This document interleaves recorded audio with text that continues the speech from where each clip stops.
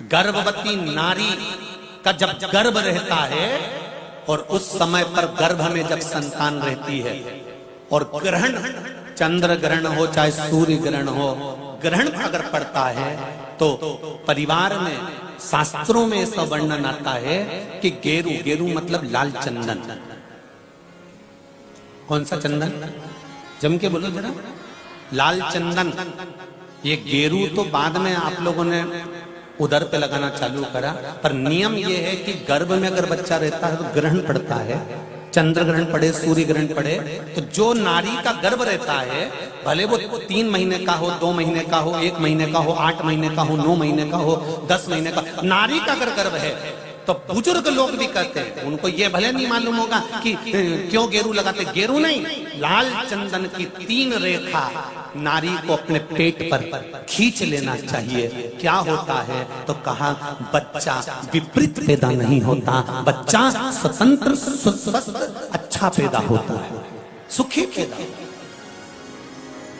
आप में से कितनी माताएं जो जानती हैं इस बात को? हाथ उठाओ जरा। जानती हैं सब कि जब गर्भ में बच्चा रहता है तो माताएं कह देती, सास कह देती, बेटा थोड़ा गेरू लगा लेना, पेट में थोड़ा सा गेरू लगा ले, थोड़ी सी मिट्टी लगा ले, थोड़ा सा कुछ पेट पर लगा ले, क्योंकि ग्रहण पड़ रहा है। क्यों?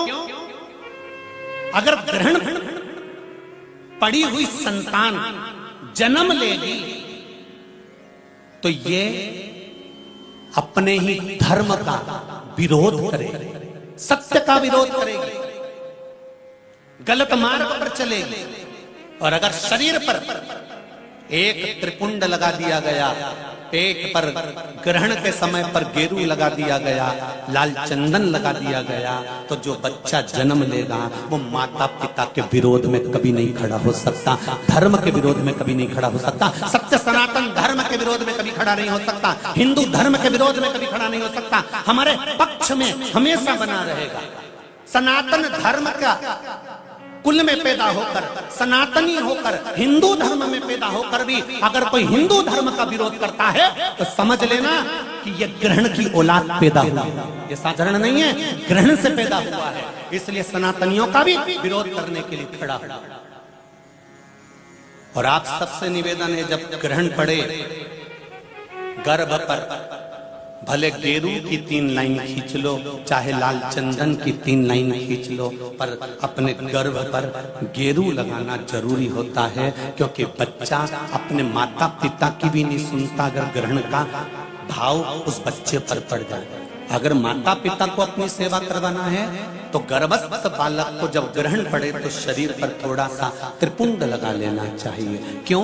क्योंकि बुजुर्ग माँ बाप की जिंदगी खराब नहीं हो। कई कई बेटे ऐसे होते हैं माता पिता को नहीं गिनते, कई कई बेटे ऐसे होते हैं माँ बाप को 2 रोटी नहीं देते, वृद्धाश्रम में छोड़ आते हैं। समझ लो कि ये ग्रहण के पैदा हुए, ये नहीं।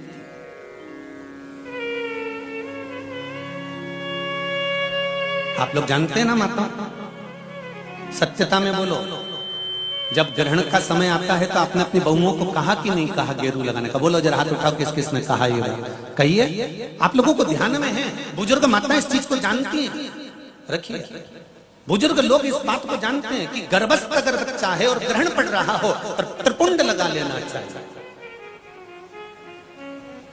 एक प्रश्न खड़ा हुआ था, गुरुजी गर्भ में जब बच्चा रहता है तो गर्भवती नारी को, वो प्रश्न कल का था, समय हो गया था इसलिए हम बता नहीं पाए। गर्भवती नारी को शंकर भगवान का पूजन गर्भवती नारी को कब तक करना चाहिए? गर्भ में अगर बच्चा रहता है तो गर्भवती नारी को शिव जी के शिवलिंग की पूजन कब तक करना चाहिए? पहले तो यह बताओ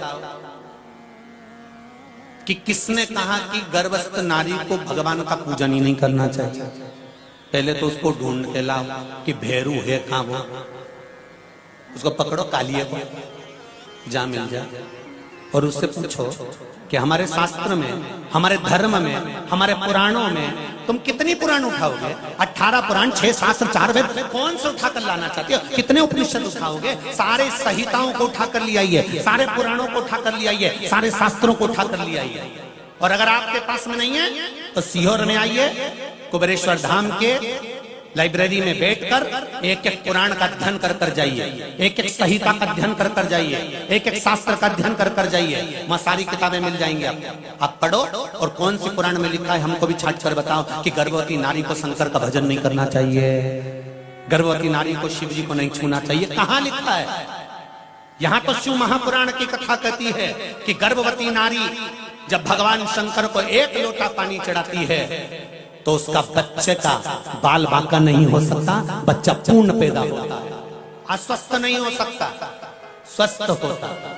भस्म त्रिपुंड, और उस भस्म त्रिपुंड की रेखा और उस रेखा की जो भस्म है उसके माध्यम से शुगर और बीपी के लेवल को लाना। समझ लेना जरा अच्छे से। कथा कहीं अगर इधर उधर से निकल गई ना तो फिर गई।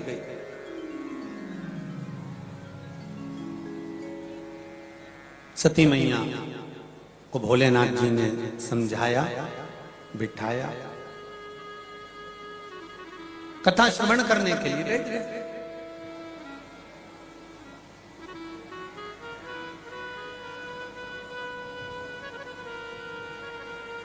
और जब कथा सुनने के लिए बैठे, चित्त लगना चाहिए। एक बात अपने जीवन में उतारिएगा थोड़ा सा।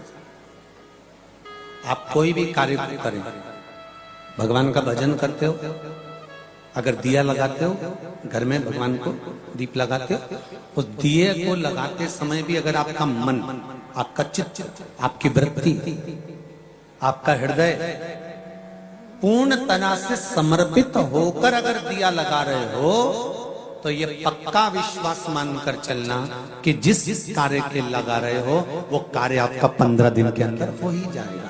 अगर दिल से लगा रहे हो तो।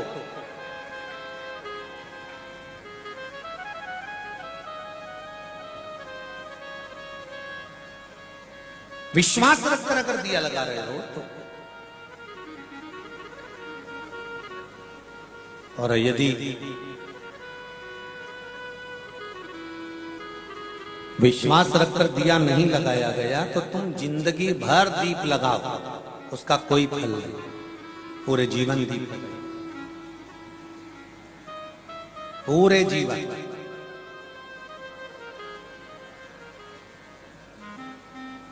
भरोसो दृढ़ चरण के, भरोसो दृढ़ चरणन कीरो, श्री वल्लभ चंद्र छटामिल, श्री वल्लभ चंद्र छटामिल, सब जन माहि अंधेरो, भरोसो दृढ़ चरणन करो, भरोसो दृढ़ चरणन करो।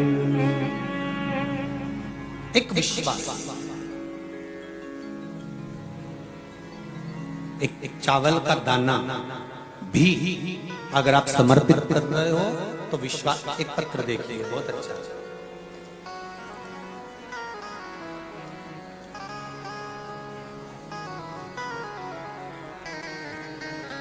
बिहार, श्री शिवाय नमस्तुभ्यम। रूनी देवी मेरा नाम है। मैं बिहार शरीफ नालंदा जिला से आया हूं। रूनी देवी कहीं बैठे हो तो हाथ हिला सकते हैं।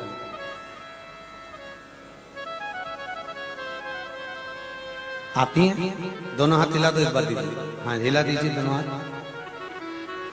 आपने, मैं बिहार शरीफ नालंदा जिला से आई हूँ, रूनी देवी हूँ। मेरी बेटी की तबीयत बहुत ज्यादा खराब हो गया था। मैंने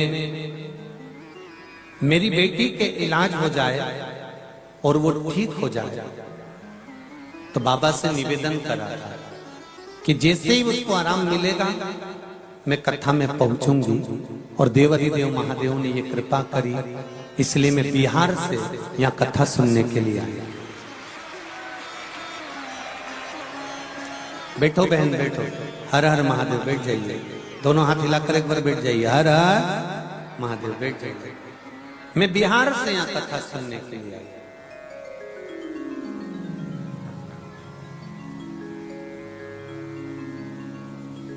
मतलब विश्वास रखकर यदि आपने शिव जी को एक दाना चावल का भी चढ़ाया है और शंकर से अगर प्रार्थना करी है,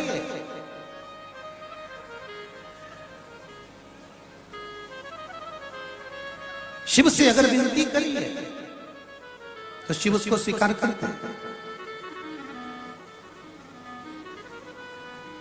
अरे तेरा ही दिया मैंने खाया पिया तेरा शुक्रिया है, तेरा शुक्रिया है। अब दिल से कहो, फिर निवेदन करूंगा मेरी माताओं से, मेरे भाइयों से। कथा पंडाल में लाखों लोग बैठे हुए हैं और जितने कथा पंडाल में बैठे हैं उनसे भी लाखों लाखों करोड़ों लोग शिव महापुराण की कथा आस्था चैनल पर, फेसबुक और यूट्यूब पर श्रवण कर रहे हैं। उनसे निवेदन करूंगा, एक लोटा पानी अगर शंकर भगवान को चढ़ा रहे हो, एक चावल का दाना भी अगर आप शिव जी को चढ़ा रहे हो, एक बेलपत्र भी अगर आप शंकर भगवान को समर्पित कर रहे हो, और एक पुष्प की पंखड़ी भी आप शिव को दे रहे हो, तो ये शंकर कभी खाली नहीं जाने देता, इसका फल कभी ना कभी दे ही देता। वो शिव है, वो शंकर।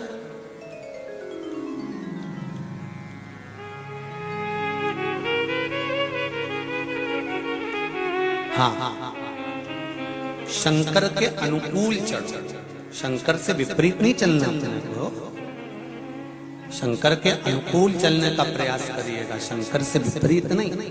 नंदी शंकर से एक बार विपरीत चल दिए थे, नंदी ने एक बार शिव जी का कहना नहीं माना था, तब भगवान शंकर ने कह दिया था, नंदी अभी तक तू मेरे साथ में मंदिर के अंदर रहता है, अब तू मंदिर के बाहर रहेगा। एक बार नंदी ने कहना नहीं माना था तो शंकर जी के मंदिर के बाहर नंदी हो गया, अंदर नहीं रहा। उसी तरह आप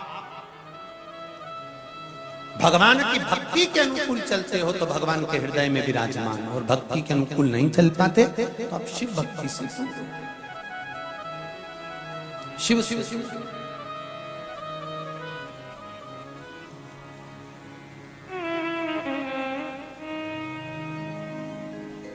महाराज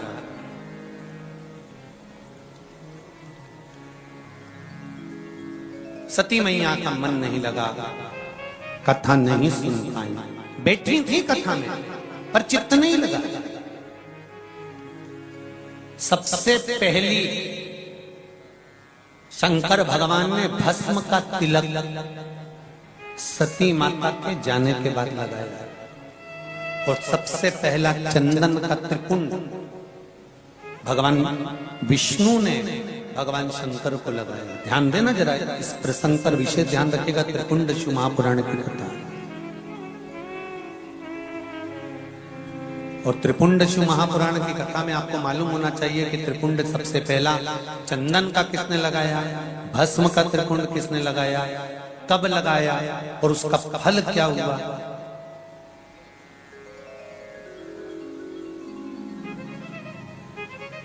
एक हरी चंदन होता है, आपको पहले मालूम होगा, हमने कथा में भी कहा है। तुलसी की जो जड़ होती है, जब तुलसी सूख जाती है तो उसकी जो जड़ होती है उसको घिसकर जो चंदन बनाया जाता है, इसको हरी चंदन कहते हैं। और कभी कभी विशेष कार्य के लिए, जैसे बच्चा इंटरव्यू देने जा रहा है, उसकी नौकरी नहीं लग रही है, उसकी सर्विस नहीं लग रही है, और कहीं या नौकरी या सर्विस के लिए वो अप्लाई करने के लिए जा रहा है, तो महाराज बेलपत्र की जो जड़ होती है इसका भी चंदन बनाया जाता है, उसको भी घिसकर तैयार किया जाता है।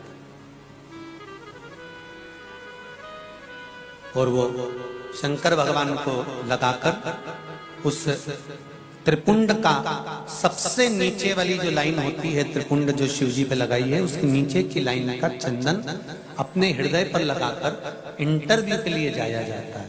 तो देवादिदेव महादेव की कृपा बनी रहती है और वो कार्य सफल हो जाता है, नौकरी लग जाता है। इंटरव्यू नौकरी। शिव पुराण कह रही है तुलसी की जड़ को घिसकर हरी चंदन बनता है, बेलपत्र की जड़ को घिसकर शिव चंदन बनता है, पर शंकर भगवान को सर्वाधिक प्रिय है तो पीला चंदन और लाल चंदन प्रिय है। ये शिव चंदन तो कभी कभी कोई विशेष कार्य के लिए ही प्रयोग में किया जाता है, विशेष। जैसे आपको पहले कहा था ना कि बेलपत्री का कमल दल बनाओ, बताया था आप लोगों को? किस किस को याद है? जरा हाथ उठाओ जरा, सबने सुना है ना? तो बेलपत्री का कमल दल मतलब बेलपत्री जो होती है वो एक के ऊपर एक जब रखी रहती है और उसका जो कमल दल बनता है, उस कमल दल को बनाकर उसमें थोड़ा सा भाग अक्षत का रखकर जब भगवान शंकर के शिवलिंग को समर्पित किया जाता है तो उसका फल कौटि कौटि गुना, हजारों प्राप्त।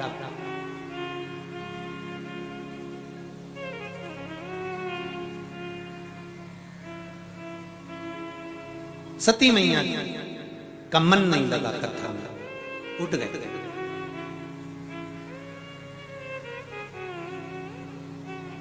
चली, शिव जी का मन लगा था।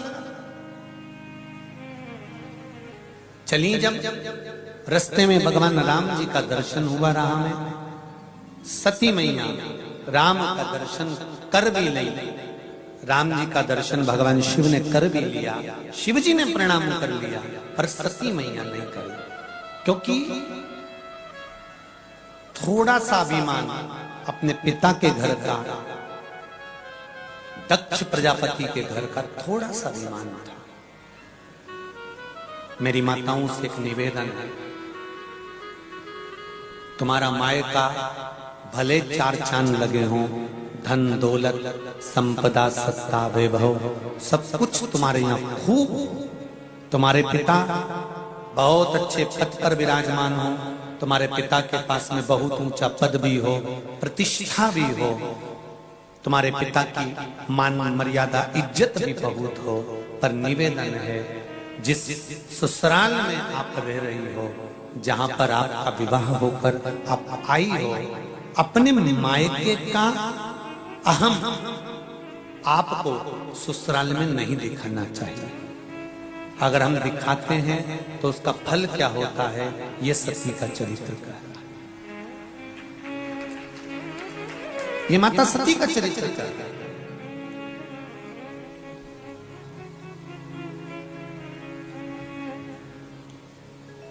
वो कहते हैं ना,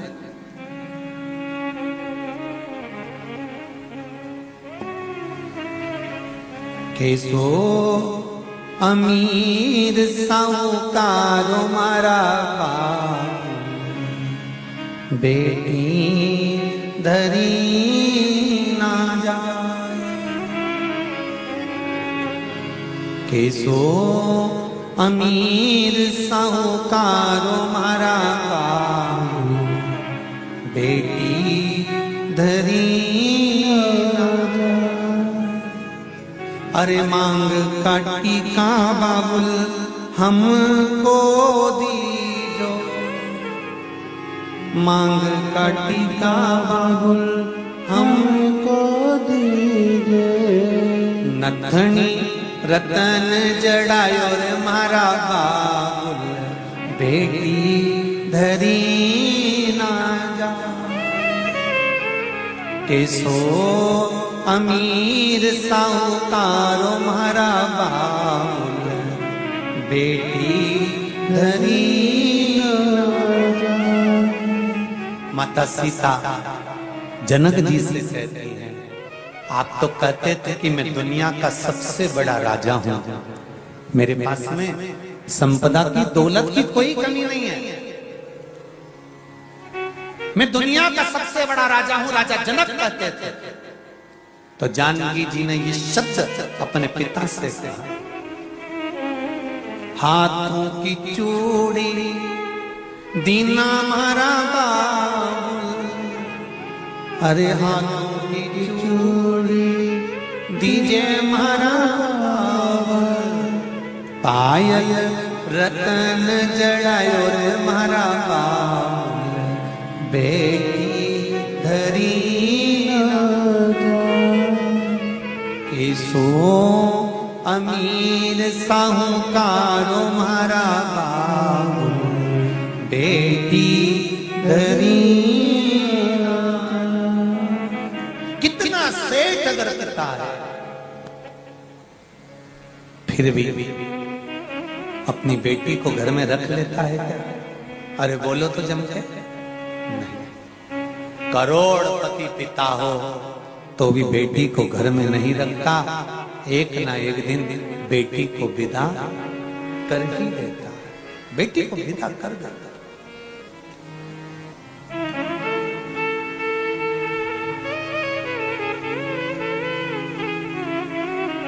अरे माथे की चून दियो म्हारा बाबुल, आप भी बोल लो जरा एक लाइन, माथे की चून दियो म्हारा बाबुल, चौली रतन जड़ायो रे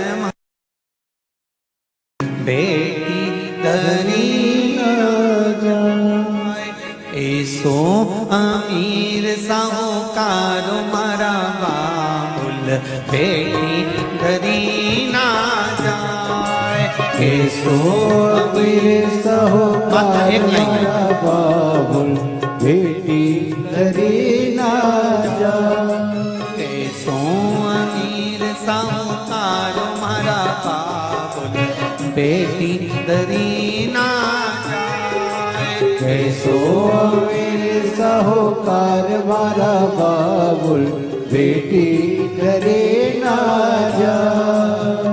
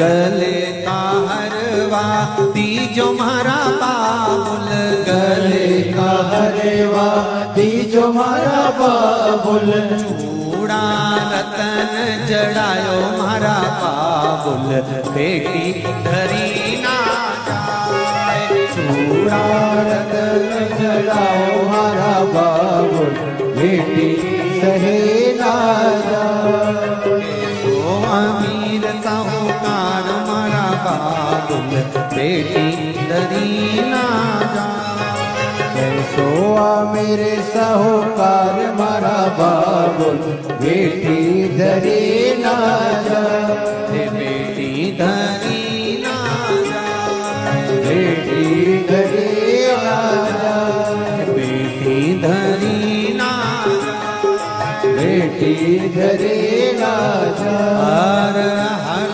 महादेव। इतना भी सेठ तुम्हारा पिता हो तो भी उसको बेटी को तो विदा करना ही पड़ता है।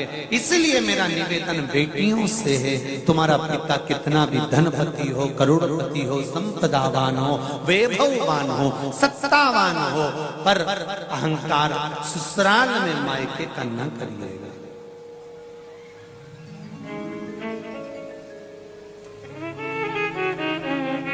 बेटी को अहंकार अगर करना हो ना तो मायके का अहंकार एक ही दिन किया जाता है। बोलो रे जीजी और रायसेन वाली चीजें जरा बोलो। मायके का ये अहंकार बेटियों को एक ही दिन करना चाहिए। कौन सा दिन है? जिस दिन आपके बच्चों का विवाह हो रहा हो और मायके वाले मायरा लेकर आए हो, भात लेकर आए। जब भतैया आए हो, मायरा आया हो, भात आया हो, तब आपको अहंकार करना चाहिए। मेरा भाई, मेरा भतीजा, मेरे रिश्तेदार दिया है। अहंकार करने के लिए एक दिन दिया है।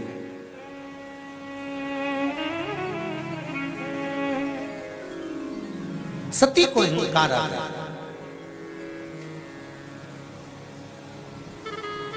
चलिए परीक्षा भी ले ली।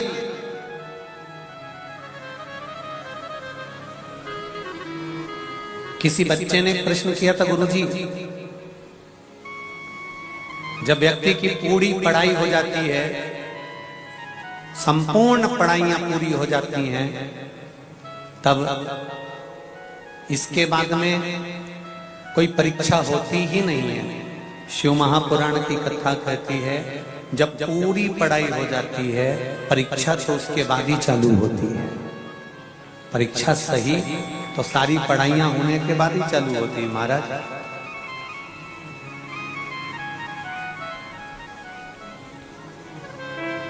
सुख और दुख ये तभी चालू होते हैं, उसी से।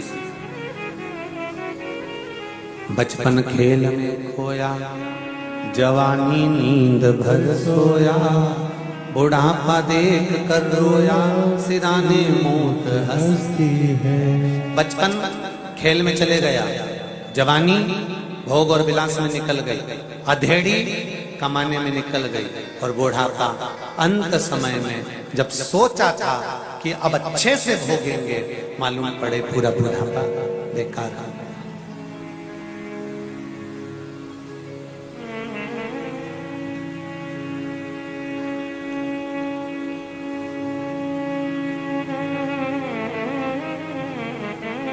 नौकरी पे से एक दिन की छुट्टी मिलती है, रविवार। सही है। धंधा करने वाले को भी एक दिन की छुट्टी मिल जाती है, कभी रविवार को, कभी मंगलवार को, जो भी दिन हो, जिसका जो दिन निश्चित हो उस दिन। अब वो सोचता क्या है, मंगलवार की छुट्टी है, रविवार की छुट्टी है, एक काम करेंगे, अपन वहां चलेंगे, ऐसा करी आएंगे, वैसा करी आएंगे। पर एक बात याद रखना, जिस दिन की छुट्टी रहती है सबसे ज्यादा काम उसी दिन रहता है।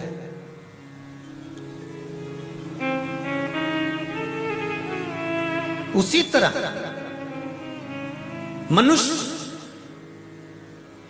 अभी तो बचपन खेलने की उम्र है, आनंद जवानी, जवानी भोग और विलास की उम्र है, अधेड़ी तो अभी कमाने की उम्र है। अभी नहीं कमाएंगे तो कब कमाएंगे, अभी नहीं कमाएंगे तो कब कमाएंगे, कमाने की उम्र है।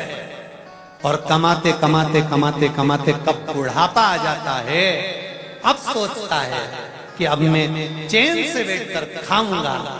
शरीर की इंद्रियां बेकार हो जाती हैं, कहीं आंखों से दिखाई ना दे, कहीं कानों से सुनाई ना दे, कहीं मुख में जितने दांत हैं वो निकल जाते हैं, घुटने काम करना बंद कर देते हैं, हाथ अपने चोंगे जैसी आवाज आ रही है, हाथ अपने आप में काम करना बंद कर देते हैं। ये शरीर की इंद्रियां शिथिल होती चली।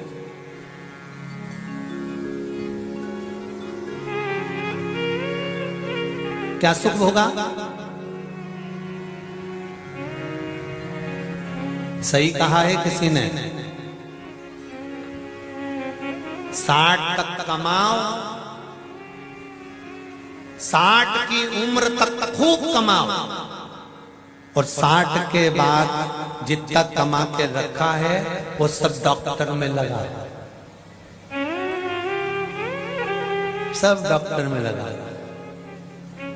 कभी ये दुखे, कभी ये दुखे, कभी ये दुखे, कभी ये दुखे, कभी ये दुखे। बस थोड़े से भी तकलीफ होए दौड़ के डॉक्टर के पास चले जाओ, और गए 500 रुपए वहां लग गए। अब ठंडक पड़ी जीवड़ा में, जैसे डॉक्टर ने हाथ पकड़ा, ठीक एकदम ठीक। उन्हीं तो डुकरिया घर में बैठी बैठी कहां करे थी, अरे राम, अरे राम, अरे राम। और जैसे डॉक्टर के यहां से आई, और उन्हें अभी तो दवाई भी नहीं खाई, इंजेक्शन भी नहीं लगा, दवाई तो अब खाएगी।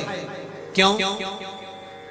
क्योंकि जो कमाया है भगवान कहता है या तो अच्छी जगह पे लगा दो या फिर लगा दो। आपका क्या मन है? अरे बोलो तो ऐसे बोलो।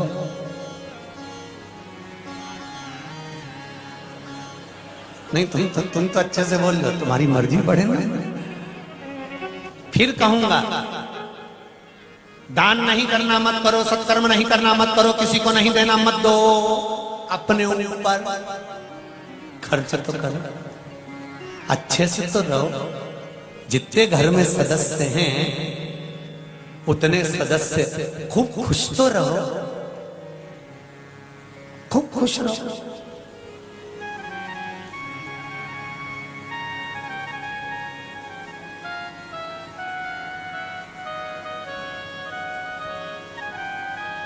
महाराज सती मैया आ गई कैलाश पर, और सती मैया जब कैलाश के ऊपर आ गई, दक्ष प्रजापति ने एक सभा रखी, शिव जी को भी बुलाया गया था। सभा में शंकर जी बैठे हुए थे।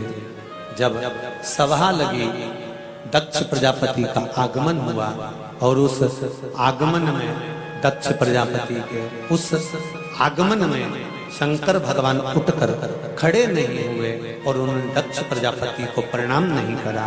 दक्ष प्रजापति को क्रोध आ गया, और क्रोध में आकर दक्ष प्रजापति ने कह दिया, ऐ शिव,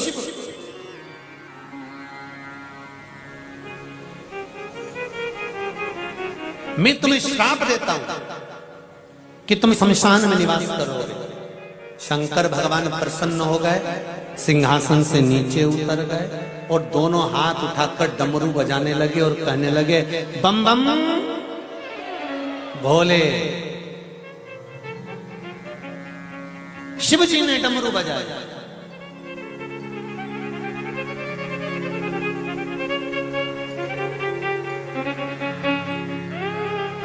और जो शंकर भगवान ने डमरू बजाया, प्रसन्नता छा गई। भगवान विष्णु ने शिव जी का हाथ पकड़कर बिठाया और बिठाकर पूछा, ये बताओ तुम्हारे ससुर ने तुमको श्राप दिया है कि तुम शमशान में निवास करोगे, तो फिर हंस काय को रहे हो, मुस्कुरा काय को रहे हो, नाच क्यों रहे हो, डमरू क्यों बजा रहे हो? तो इतने में शंकर भगवान बोले, मेरे ससुर जैसा दुनिया में किसी का ससुर नहीं होगा जो इतना भला सोचता होगा। मेरे ससुर ने मुझे प्लाट भी दिया तो वहां दिया जहां कोई कब्जा ही नहीं करेगा।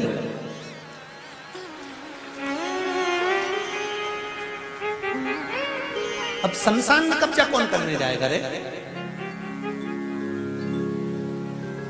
तो कहीं का भेरू होगा तो कब्जा करेगा, पर शमशान में कौन कब्जा करने जाएगा? मेरे शंकर भगवान कह रहे हैं कि ये शिव से सीख लो, ये शंकर से सीख लो, ये मेरे ओघरदानी, ये मेरे त्रिकालदर्शी, मेरे कैलाशी, मेरे शिव से ये सीखो कि अगर कोई श्राप भी दे तो उसमें से भी अच्छा ढूंढ लेना है, कोई बुरा भी कहे उसमें से अच्छा ही ढूंढ लेना है, कोई अपशब्द भी कहे उसमें से थोड़ा सा अच्छा ढूंढ लेना है।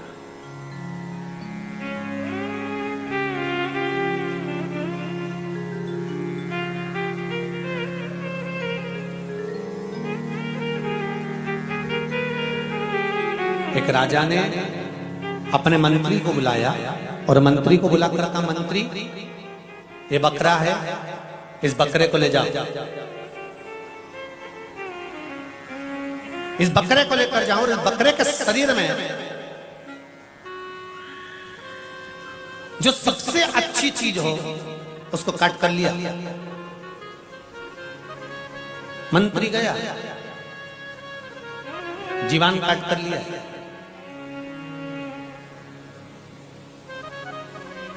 राजा ने कहा ये क्या लेकर आए हो? जीवान। क्यों? इस पूरे शरीर में केवल एक जीवानी ऐसी होती है जो अच्छा बोलना जानती है, सब अच्छा काम करवा सकती है। ये जीवानी एक ऐसी होती है जो दुनिया को सतमार्ग पर लाकर छोड़ सकती है। इसलिए इस जिज्ञा को ला। थोड़ी देर बाद राजा ने कहा दूसरा बकरा लेकर जाओ और इस बकरे में जो सबसे बेकार चीज हो उसको काट कर लेकर आओ।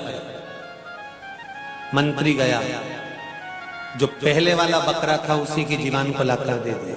महाराज ये लीजिए। ये क्या है? ये बकरे की जीवान। सबसे बुरी यही है। अगर ये जीवान बुरा करना चाहे तो घर का भी सत्यानाश मिला देती है और ये जीवान बाहर का भी सत्यानाश मिला देती है। केवल एक शिव महापुराण की कथा कहती है कि जिह्वा में अमृत भी छुपा है तो जिह्वा में विष भी छुपा है। जिह्वा में शंकर का गुणगान भी छुपा है तो जिह्वा के अंतर्गत पाप भी छुपा है। ये जिह्वा, इसलिए शिव महापुराण कहती है श्री शिवाय नमस्तु, श्री शिवाय नमस्तु। एक जिह्वा का ही तो बल है।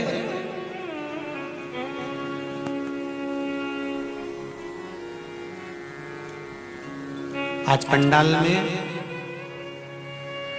2 लाख के ऊपर जनता है। पूरे पंडाल में प्रशासन, पुलिस प्रशासन, डॉक्टर आदि जितने भी प्रशासनिक बंधु हैं सब अपनी व्यवस्था संभाले हुए हैं। जहां से देखो वहां तक। केवल यही नहीं, बाहर गेट से गेट लगाकर देख कर आओ, चारों तरफ बाउंड्रियों पर जाकर देख कर आओ और लोग अपने प्रशासन अपनी व्यवस्था संभाले। प्रशासन के साथ कदम से कदम मिलाकर राष्ट्रीय स्वयंसेवक संघ के, आरएसएस के स्वयंसेवक साथ में लगे हुए हैं। बजरंग दल लगा है, विश्व हिंदू परिषद लगा है, हिंदू उत्सव समिति लगी है, लव कुश समिति लगी हुई है, राठौर समाज संस्था लगी हुई है, ब्राह्मण समाज, अग्रवाल समाज, माहेश्वरी समाज, साहू समाज, जितने भी समाज हैं, वाल्मीकि समाज, रजक समाज, ये सब लगी हुई है। ऐसी कोई समाज नहीं जो सेवा में नहीं लगी। दुर्गा वाहिनी, माताओं का एक अपना ग्रुप, ये कहीं ना कहीं किसी न किसी रूप में सनातनी सेवा में, धर्म सेवा में, भगवत सेवा में, शिव सेवा में लगा हुआ। अब शिव महापुराण की वायव्य संहिता के अंतर्गत लिखा हुआ है कि शंकर की सेवा में, शिव महापुराण की सेवा में अगर एक साधारण से साधारण चींटी भी आकर कोई सेवा करती है तो शिव महापुराण की कथा कहती है उसका फल भी उसको 3 महीने में प्राप्त हो जाता है। तो ये लोग इतनी सेवा कर रहे हैं, ये लोग इतनी सेवा में लगे हुए हैं, तो इनकी सेवा क्या निष्फल चली जाएगी? कहीं ना कहीं कुछ ना कुछ फल तो मिलेगा। मेरे ओघड़दानी, मेरे त्रिकालदर्शी, मेरे कैलाशी, मेरे अविनाशी, मेरे शिव, मेरे शंभु, सती मैया आज अपने पिता के यहाँ यज्ञ में जाना चाहता है। शंकर भगवान भेजना नहीं चाहते पर जा रहे हैं। बहुत समझाया मेरे देवाधिदेव महादेव ने, बहुत समझाया पर मानी नहीं। गई मां सती, और सती माता जब पहुंची हैं, पहुंचकर माता सती ने देखा कि सबका आदर है, सबका सम्मान है, सबका आदर दिया जा रहा है, सबका सिंहासन लगा हुआ है, पर मेरे पति के लिए कोई स्थान नहीं, तब सती माता क्रोध की अग्नि में अपने प्राणों को त्याग देती हैं। और जैसे ही सती माता जलकर भस्म होती हैं, भगवान शिव को मालूम पड़ता है, रुद्रगण को भेजा जाता है, सब विध्वंस कर देता है। तब दक्ष प्रजापति का सिर भी कट जाता है और वो जाकर अग्नि में गिर जाता है। सती मैया के शरीर को अग्नि कुंड में से आधा जला हुआ शरीर मेरे शंकर उठा लेते हैं।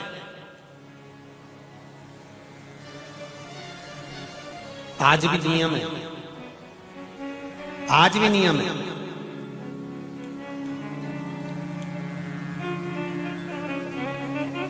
हवन कुंड में से आधा जला शरीर भगवान शंकर माता सती को उठा लेते हैं। और आज भी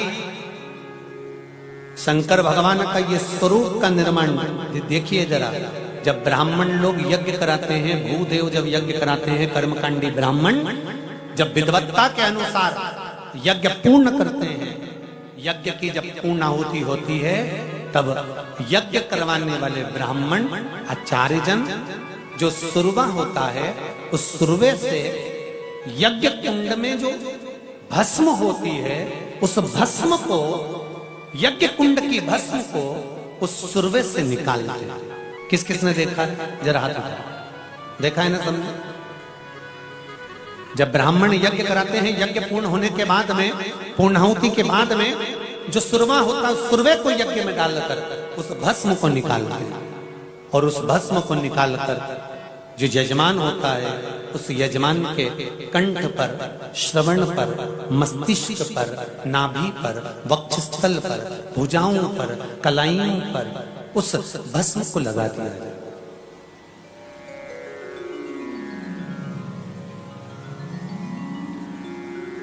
उस भस्म को लगा देते।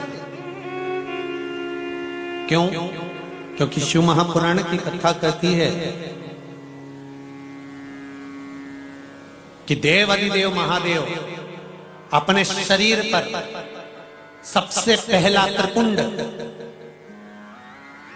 भस्म का सती को जाने के बाद, जब सती के शरीर को जलता हुआ, धधकता हुआ अग्नि अंगार का शरीर मेरे शंकर ने अपने कंधे पर लिया है, तब माता सती के शरीर को जब संभालते हैं, तब शिव के मस्तक पर जब पसीने की बूंद झलकती है, शरीर को संभालते हुए हाथ मस्तक पर जाता है, तो शरीर का भस्म, शरीर का भगवान शिव के मस्तक पर त्रिपुंड बना देता है। पहला त्रिपुंड मेरे शिव ने भस्म का। बहुत महत्व है। जब आपके यहाँ कोई पंडित जी हवन करवाएं, यज्ञ करवाएं और यज्ञ पूर्ण हो जाए, तो यज्ञ में से तुरंत मत भागना। कई लोग दक्षिणा के चक्कर में भाग जाते हैं। पंडित जी दक्षिणा मांगेंगे तो नहीं, यज्ञ पूर्ण हो, यज्ञ की पूर्णाहुति हो, खड़े रहिए और ब्राह्मण देवता से, यज्ञाचार्य से कहिए,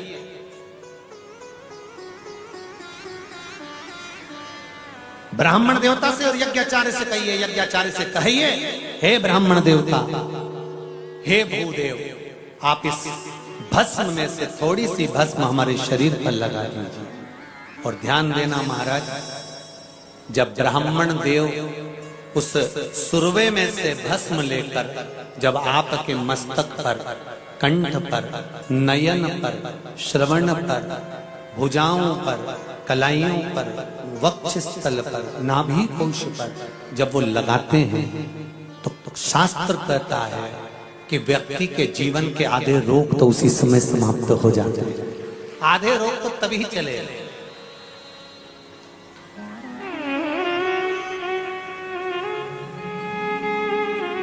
शिव मंदिर कौन कौन जाता है? जरा हाथ उठाओ।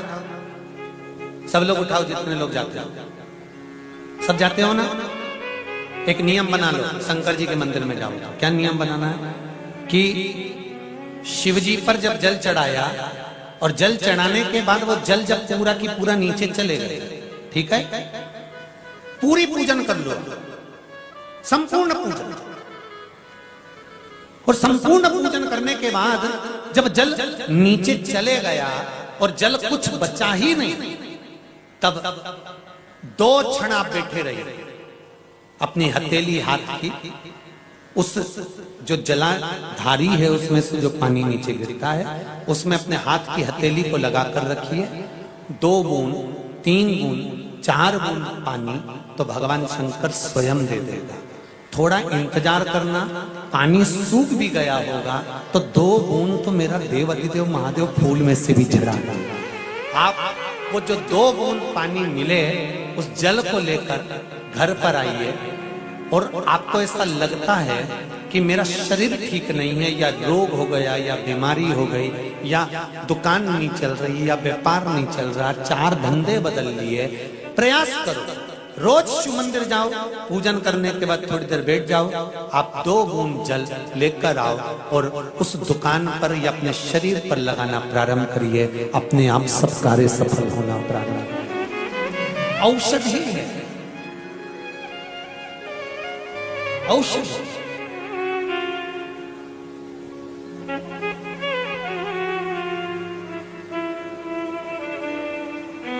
हमारे वेदों का मंत्र महामृत्युंजय मंत्र भीतर से गुनगुनाएंगे, वेदों का मंत्र।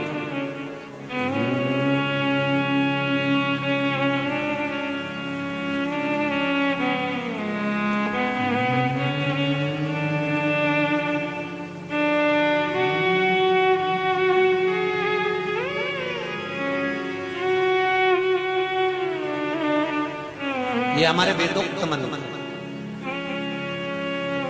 जिन मंत्रों को ब्राह्मणों ने गोपनीय रख रखा था। गायत्री मंत्र हुआ, महामृत्युंजय मंत्र हुआ, ये वो मंत्र हैं जिनका हम केवल उच्चारण ध्यान से भी कर सकते हैं और रोग को मिटा सकते हैं।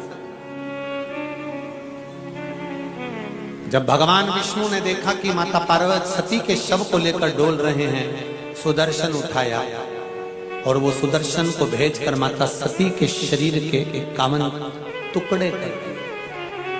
51 शक्तिपीठ का निर्माण हो गया। सुदर्शन चक्र पर माता सती के शरीर के जो टुकड़े करे थे, उस टुकड़े को करा हुआ शरीर का, माता सती के शरीर का भस्म उस सुदर्शन चक्र पर लगा। सुदर्शन चक्र पर भस्म लगी हुई, वो घूम रही।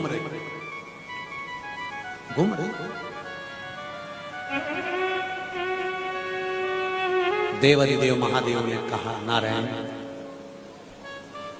सती तो हिमालय राज के घर में पार्वती के रूप में जन्म ले ली है, पर आपके इस चक्र पर जो भस्म लगी है ये जीव का कल्याण करने वाली है। महाराज, अलोनी गोबरी की जो भस्म होती है, गाय का जो गोबर होता है जिसको थापा नहीं जाता, भस्म, उस गोबरी की सूखी हुई भस्म को तैयार कर लीजिए, कपड़े से छान लीजिए, उसी में बेल का जो फल होता है सूखा, उसको जलाकर उसकी भस्म तैयार कर लीजिए। किसी यज्ञ कुंड में से थोड़ी सी भस्म ले लीजिए, इन तीनों को छान कर तैयार कर लीजिए। जिस दिन सोमवार की अष्टमी पड़े, उस दिन शंकर भगवान के मंदिर में दोपहर के समय या प्रातः के समय पर जाकर वो भस्म थोड़ी सी समर्पित कर कर जब भस्म चढ़ाएंगे तो हाथ से त्रिपुंड बना दीजिए। त्रिपुंड के नीचे वाली जो पंक्ति है,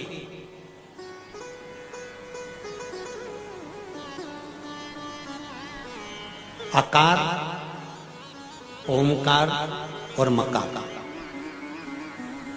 जो मकार वाली रेखा है नीचे वाली, उस नीचे वाली पंक्ति में से थोड़ी सी भस्म लेकर आई और उस भस्म को 9वीं, 10वीं और 11वीं, अर्थात जो या यदि आप एकादशी करते हैं तो आप द्वादशी, त्रयोदशी और चतुर्दशी पर भी ये कर सकते हैं। उस भस्म का सेवन करना प्रारंभ करिए, शरीर पर लगाइए और उस भस्म का सेवन करना प्रारंभ करिए। शुगर, बीपी 3 दिन के अंदर आपको लेवल में मिलना प्रारंभ हो जाएंगे महाराज। आप कर देखिए, शुगर और बीपी में उस भस्म का बड़ा प्रयोग। बेल के फल की भस्म, अलोनी गोबरी की भस्म और यज्ञ कुंड की भस्म, ये तीनों सुख प्रदान कर देते।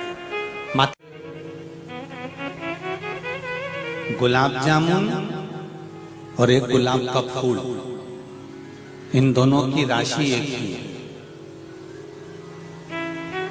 गुलाब जामुन और गुलाब के फूल की राशि एक ही है। गुलाब का फूल कांटों में पैदा होता है, कांटों में बड़ा होता है, कांटों में जन्म लेता है, कांटों में रहता है, कांटों में पैदा होकर कांटों में ही रहता है।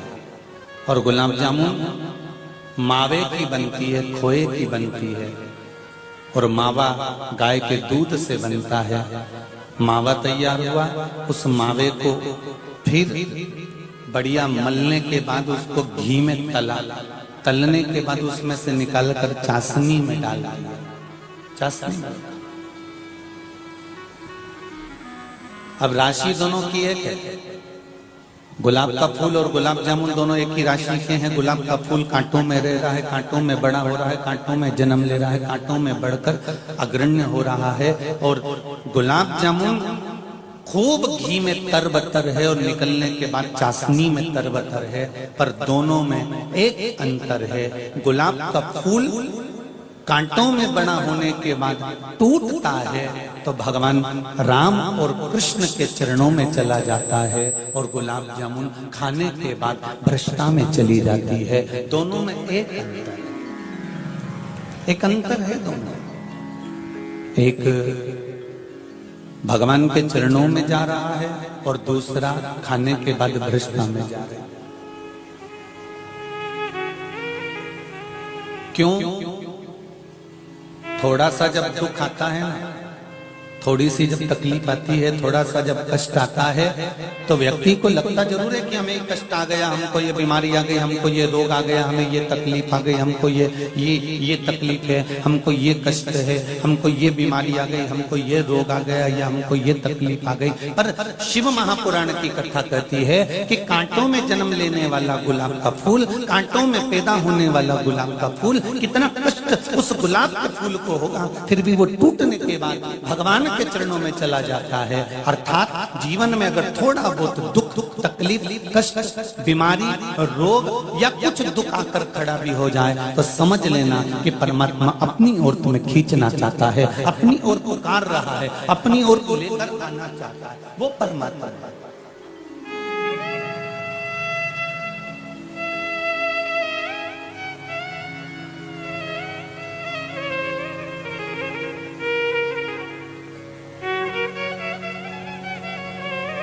अरे आग लगी आकाश में, पृथ्वी पे गिरे अंगारे, जो सतगुरु ना होते तो मर जाते सारे। महाराज, कहीं परमात्मा ने हमको झेल रखा है, कहीं परमात्मा ने हमको तोक रखा है, कहीं परमात्मा ने अपने हाथों में, अपनी गोदी में हमको उठा रखा है। ये परमात्मा, ये शिव है, ये राम है, ये कृष्ण है। शंभु शरण बड़ी, मांगू घड़ी रे घड़ी, दुख काटो दया करी दर्शन आपो। एक सूरजमुखी का फूल भी होता है। किस किसने देखा जो सूरजमुखी का फूल देखा है आप लोगों ने? इतना बड़ा होता है, जहां सूरज होता है वो सूरज को देख देख कर घूमता रहता है, घूमता रहता है, घूमता रहता है, सूरज के साथ साथ चलता है।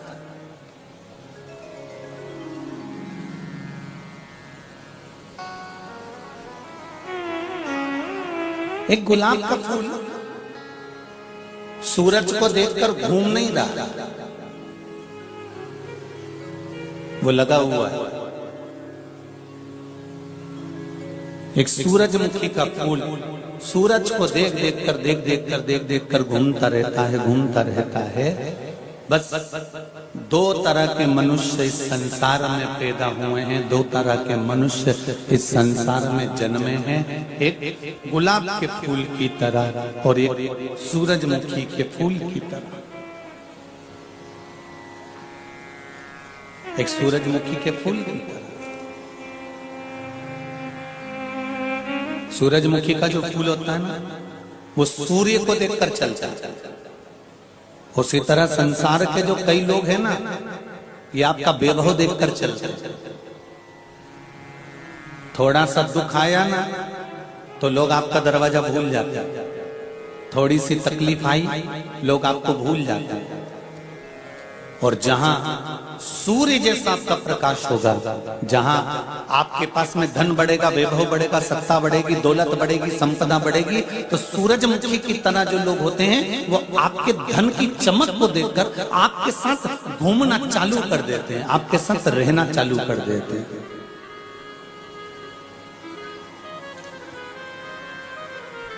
पर पहचान जाना कि सूरजमुखी का फूल और गुलाब के फूल में अंतर होता है।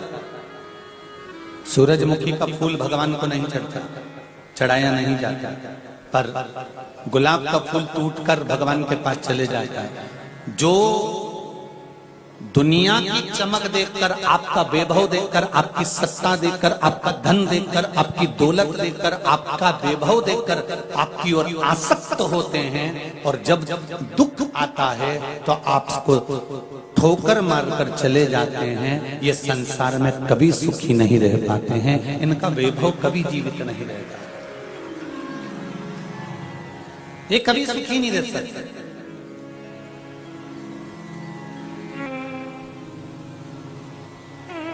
रायसेन का नहीं था,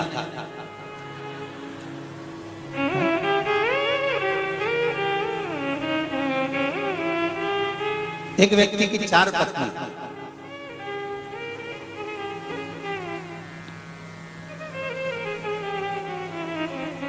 व्यक्ति अपनी चौथे नंबर की जो पत्नी थी ना, उससे बहुत प्रेम करता था।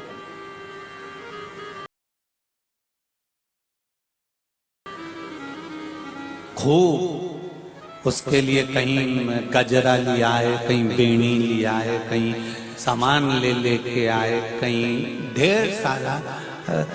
वो जो चौथे नंबर की पत्नी थी ना, वो भोजन से ज्यादा लाली और क्रीम निपटा जाती थी, वो थी।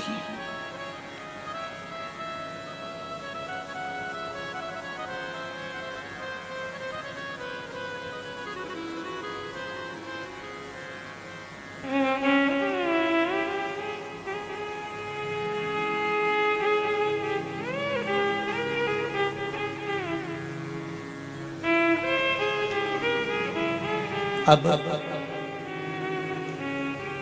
उस व्यक्ति की जो चौथी पत्नी थी वो बड़ी सुंदर भी थी, और पति उसकी ओर आसक्त भी था। उसकी प्रीति, उसका प्रेम चौथी से फिर थोड़ा सा जो कम था, वो दूसरे नंबर की पत्नी भी। वो दूसरे नंबर की पत्नी को भी बहुत चाहता था, बहुत प्रेम करता था, और पर चौथी से ज्यादा नहीं हो, चौथी से थोड़ा 30-35% कम कर लो, उतना वो दूसरे नंबर वाली को चाहता था।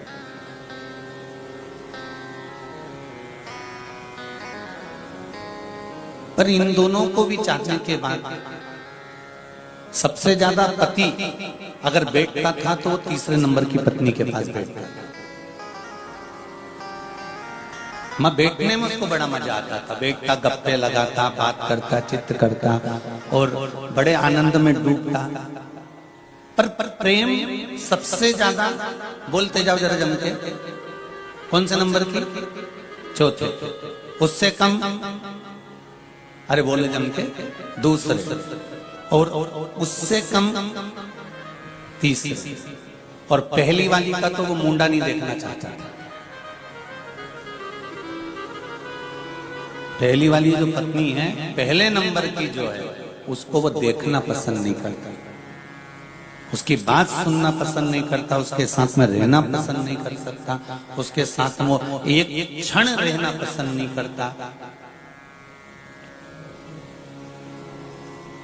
सबसे ज्यादा व्रत, सबसे ज्यादा उपास, सबसे ज्यादा साधना, सबसे ज्यादा नियम, सबसे ज्यादा संयम अगर कोई करती थी। कितने चतुर हो रहे रायसेन वाले, तुम तुरंत, तुम भी एक बात तो है, तुम कथा सुन सुन के भी कथाकार हो गए हो, पक्का हो गया है, बिल्कुल बढ़िया। ये बात तो है, मतलब तुम्हें इतना कथा सुन सुन के ये अंदाजा हो गया कि व्यक्ति का नेचर, व्यक्ति का व्यवहार, व्यक्ति कैसे किस भाव का है, और तुरंत तुम्हारे को पहचान की दृष्टि हो गई। धन्य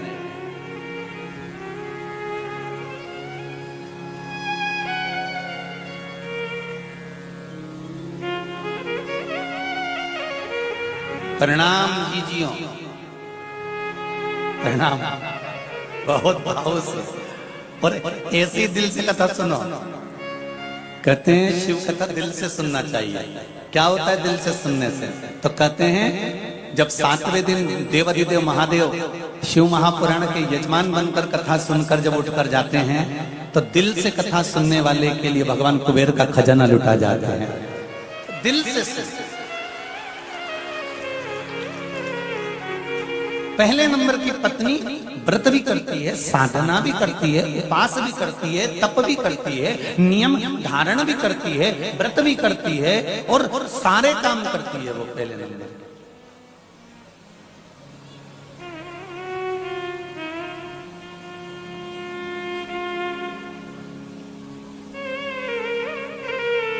दूसरे नंबर की कभी कभी पुण्य का काम कर लेती है, कभी कभी अच्छा काम कर लेती है।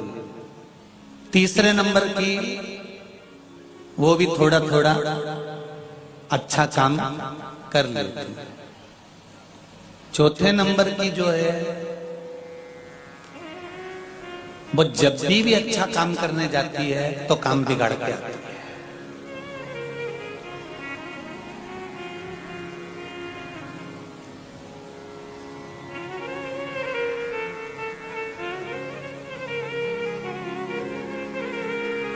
अब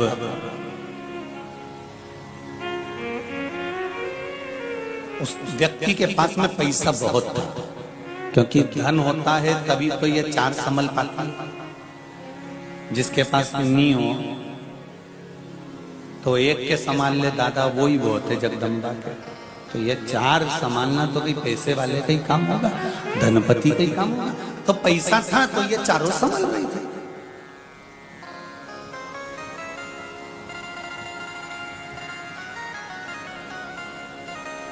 एक दिन व्यक्ति का स्वास्थ्य खराब हो गया और डॉक्टर ने कह दिया कि तुम्हारी अब तबीयत ठीक नहीं है, तुम्हारा अंतिम समय आ गया है, तुम्हारे प्राण छूटने का समय आ गया है। लगभग 15 से 20 दिन तुम जिंदा और रहोगे, और 20 दिन के बाद में तुम्हारी ये तकलीफ बढ़ जाएगी और तुम मर जाओगे। उसने विचार करा कि एक काम करता हूं, मैं मेरी पत्नी के बिना नहीं रह सकता, तो जिससे मैं बहुत प्रेम करता हूं उस पत्नी से कह देता हूं कि तू भी मेरे साथ ऊपर चल जा।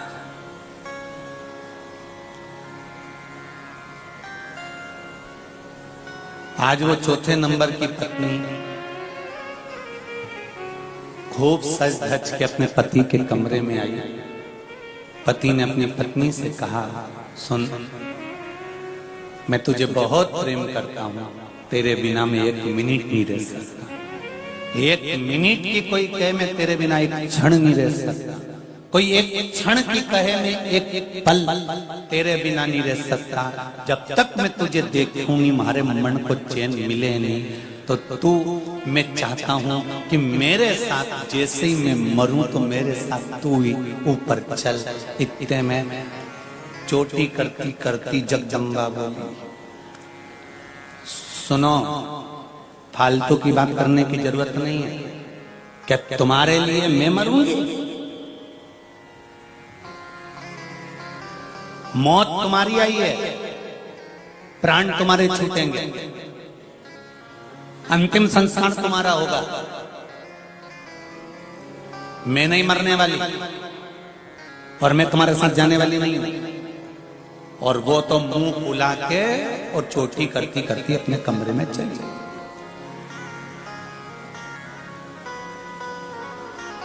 अब इसका प्रेम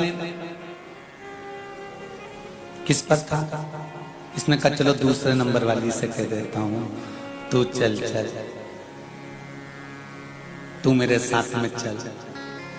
15 दिन बाद मेरे प्राण छूट जाएंगे, तेरे बिना मैं नहीं रह सकता, तू चल चल मेरे साथ। मैंने देखा है तू मेरी सब व्यवस्था कर देते, आगे आगे बढ़कर मेरे लिए सारा काम कर देते। मैं जैसा कहूंगा वैसा तू कर दे, तू मेरे साथ चल। दूसरे नंबर की पत्नी ने कहा, स्वामी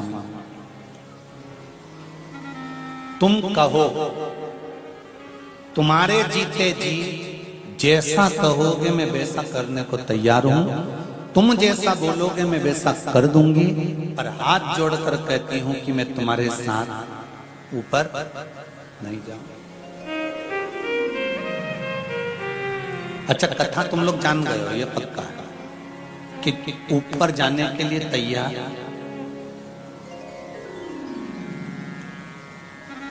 ये देखो, हमने कहा ना कथा तो तुम जान, चतुर लोग बैठे हो रहा है, इनके कोई ऐसे ही हो गया, तो कथा तो तुम जान गए। दूसरी ने मना कर दिया, तीसरी से कहा मेरा प्रेम तेरे प्रति बहुत है, अपन बहुत समय पास करते थे, दोनों तीनों सब बैठ जाते थे, गप्पे लगाते थे, बात करते थे, तू मेरे साथ चल चल। तो वो बोले कि देख भाई, सुन स्वामी, तू कहे ना तो मैं तेरे साथ आखिरी क्षण तक रहूंगा, तू कहे तो मैं दरवाजे तक रहूंगी, तू कहे तो मैं शमशान तक रहूंगी, तू कहे तो मैं शमशान तक साथ दूंगी, पर यह पक्का है कि मैं तेरे साथ ऊपर नहीं जाऊंगी। तब उसने सोचा कि ये पहली को तो मैं देखना पसंद नहीं करता था, इसका चेहरा पसंद नहीं था, कभी इसके कमरे में नहीं जाता था, कभी इसकी ओर मैंने झांका तक नहीं, कभी इसके साथ बैठकर रोटी तक नहीं खाई, कभी इसको मैंने ध्यान दिया ही नहीं, कभी मैंने इसका स्मरण किया ही नहीं। इतने में पहले नंबर की आई पानी पिलाने के लिए। इसने कहा, सुनो मैं जा रहा हूं, पर मैं अकेला वहां क्या करूंगा? तो पहले नंबर की ने कहा, कौन कहता है कि तुम अकेले जाओगे? मैं हूं ना तुम्हारे साथ, अंत तक तुम्हारा साथ।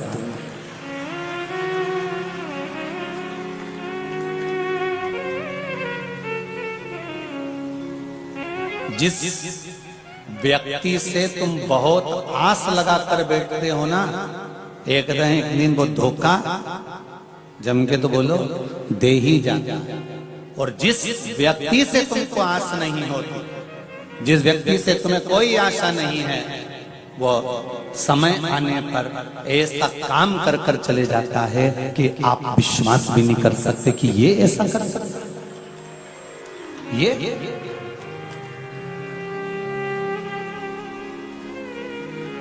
अरे सब मतलब के यार हमने देख लिया, देख लिया संसार हमने देख लिया। झूठे नाते झूठे रिश्ते, झूठ नाते झूठे रिश्ते झूठा है संसार हमने देख लिया सब मतलब के यार हमने देख लिया देख लिया संसार हमने देख लिया एक सहारा तेरा शंभू एक सहारा तेरा शंभो बाकी है बेकार हमने देख लिया संसार हमने देख लिया सब मतलब के यार हमने देख लिया ये जितने नजर आते हैं ना सब नंबर 1 के चोटे हैं। घर में भी चोर है और यहाँ पर भी चोर है। कौन से चोटे और चोटी तुम्हारे पास में बैठे तुम्हें नहीं मालूम।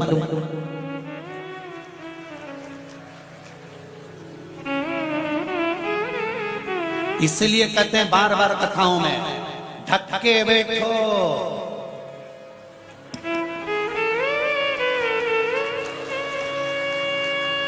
पहचानोगे कैसे इन चोटियों को और इन चोटों को कैसे पहचानोगे? और ये केवल कथा में नहीं है। जिस माता के गर्भ से हमने जन्म लिया था, जिस दिन पैदा हुए थे, उस दिन इन चोटों ने अपना काम करना चालू कर दिया था। पैदा होते से ही हमारा समय चोरी करना चालू कर दिया। एक के मेरा छोरा, एक के मेरा पोता, एक के मेरा छोरा, एक के मेरा पोता, वो के मेरा भाई, वो के मेरा बंधु, वो के मेरा सखा, वो के मेरा कुटुंब, वो के मेरा कबीला। ये सब चोर ही तो हैं जो हमारे पल पल को, घड़ी को, समय को, हर समय को चुरा रहे हैं। केवल चोर। जब धोनी छोड़ रहे तो यहां कौन छोड़ेगा तुमको?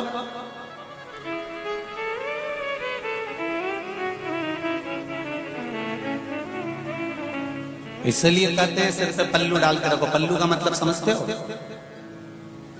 चोरों से बचना हो तो भगवान के चरणों में अपने सिर को डालकर रखिए, मतलब सिर पर पल्लू डालकर रखिए। भगवान की शरणागति में रहे, शिव की शरण।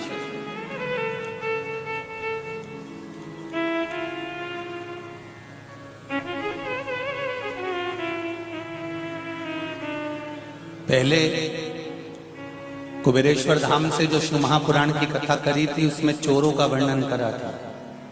सुनिए कथा किसी ने कि नहीं सुनिए?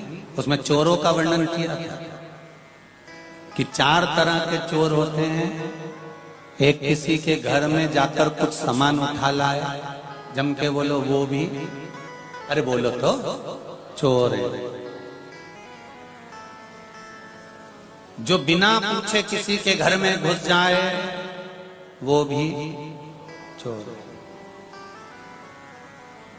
जो भगवान को दिए बिना खुद खा जाए, जम के बोलो वो भी चोर है।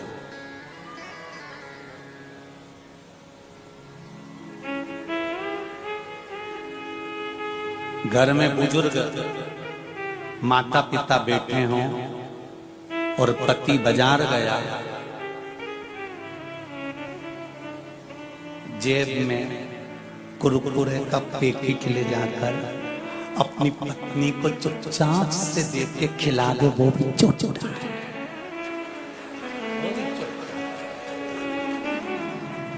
और इस पूरे पंडाल में ये जो चौथे नंबर का चोटका है ना, ये होंगे। शिव महापुराण की कथा कहती है, घर में अगर बुजुर्ग माँ बाप बैठे हुए हैं, आप अपनी पत्नी के लिए अगर अंगूर लेकर जा रहे हैं, केले लेकर जा रहे हैं, ड्राई फ्रूट्स लेकर जा रहे हैं, बिस्कुट लेकर जा रहे हैं, मिठाई लेकर जा रहे हैं, मूंगफली का दाना लेकर जा रहे हैं, एक चिप्स का पैकेट भी अगर आप अपनी पत्नी के लिए लेकर जा रहे हो पास के दिन, तो पहले उसमें से थोड़ा सा एक पैकेट एक्स्ट्रा लेकर चलो। और चुपचाप से अपने माँ बाप के हाथ में दे दो, मम्मी ये लो मैं तुम्हारे लिए भी लेकर आया हूं, तो चोर नहीं बनोगे। सुन लो चोटों,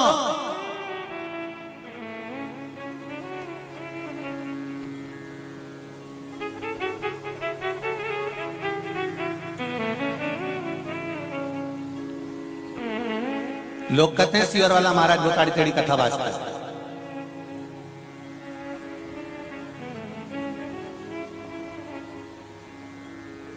तुम सुधर जाओ, हमारी तेड़ी बाजना बंद कर दो, या तो सुधरो नहीं तो सिद्धरो, दो में से एक काम। थोड़ा सा समझ, बिस्कुट लाए हो ना, बुजुर्ग माँ बाप को भी दीजिए। ज्यादा सामान लाए हो ना, बूढ़े माँ बाप को भी दीजिए।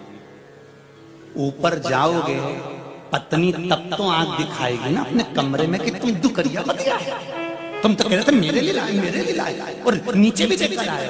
तब जगदम्बा से कह देना, अरे ओ चंद्र घंटा कुसमांडा स्कंदा, तेरे हाथ जोड़ूं, वो मेरे माँ बाप हैं, बुजुर्ग हैं।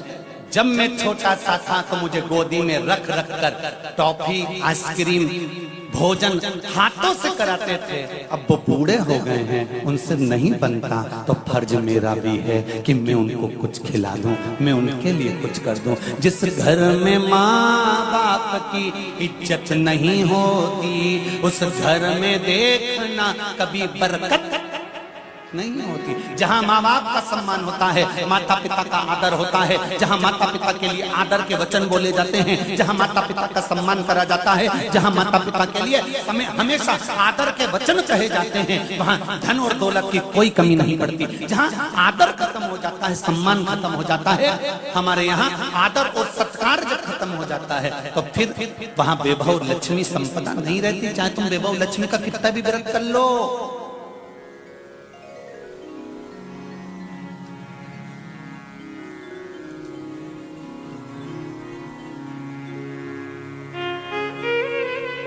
आदर करिए, सम्मान करिए, सत्कार करिए। एक क्षण नहीं छोड़ो।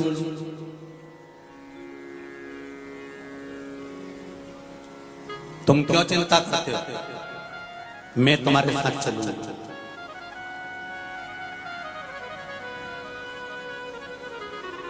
आप टेंशन मत लो। पति की आंख में से आंसू बहने लगा, इसको तो मैंने कभी पूछा ही नहीं था, इसको तो मैंने कभी आदर करा ही नहीं था, इसको तो मैंने कभी सम्मान करा ही नहीं था, इसके लिए तो मैंने कभी कुछ किया ही नहीं था। चौथे नंबर की पत्नी के लिए सामान ला कर दिया, लाखों रुपए उस पर खर्च कर दिए। दूसरे नंबर की पत्नी को ला कर दिया, तीसरे नंबर की को ला कर दिया, पर इसको आज तक कोई सामान लाकर नहीं दिया। इसके बाद भी ये मेरे साथ में जाने को तैयार बैठी है, उसके बाद भी ये मेरे लिए प्राण छोड़ने को तैयार बैठी है। तुम चिंता मत करो, मैं हूं तुम्हारे साथ।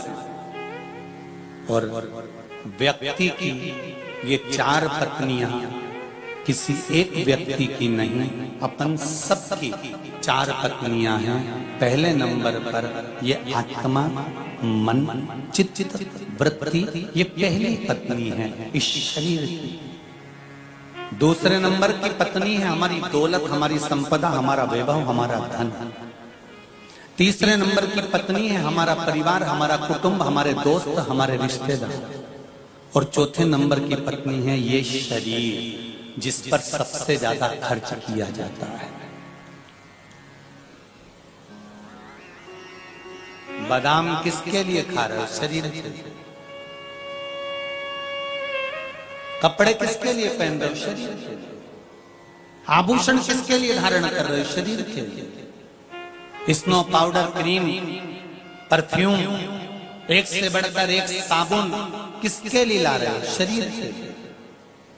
ये चौथे नंबर की जो पत्नी है ना, ये शरीर, ये तुरंत तुम्हारी प्राण छूटे और शरीर ने साथ छोड़ दिया। ये चौथे नंबर की पत्नी है, ये शरीर 1 मिनट में साथ छोड़ देती है, तुम्हारे साथ जाने को तैयार नहीं होती और कह देती है ले जाओ, ये आत्मा जाए, मुझे नहीं जाना। दूसरे नंबर की पत्नी है हमारा धन, हमारी दौलत, हमारी संपदा, हमारा वैभव, हमारी धन। ये दूसरे नंबर की पत्नी कहती है तू जिंदा है जब तक मैं तेरा हूं, तू जिंदा है जब तक मैं तेरा, और जब तक तू जिंदा है तेरे हाथों से जो तुझे करना है कर ले, तेरे हाथों से जो लुटाना है लुटा ले, तेरे हाथों से जो करना है कर सकता है। मैं जब तक जिंदा है तू, तब तक। दूसरे नंबर की पत्नी कहती है कि ये धन, ये दौलत, ये संपदा कहती है कि तुम जिंदा हो तब तक मैं तुम्हारी हूं, और जैसे ही तुम मरोगे, दूसरे नंबर की पत्नी कहती है मैं दूसरे की हो जाऊंगी, मुझे तुझसे कोई मतलब नहीं, मैं दूसरी शादी कर लूंगी।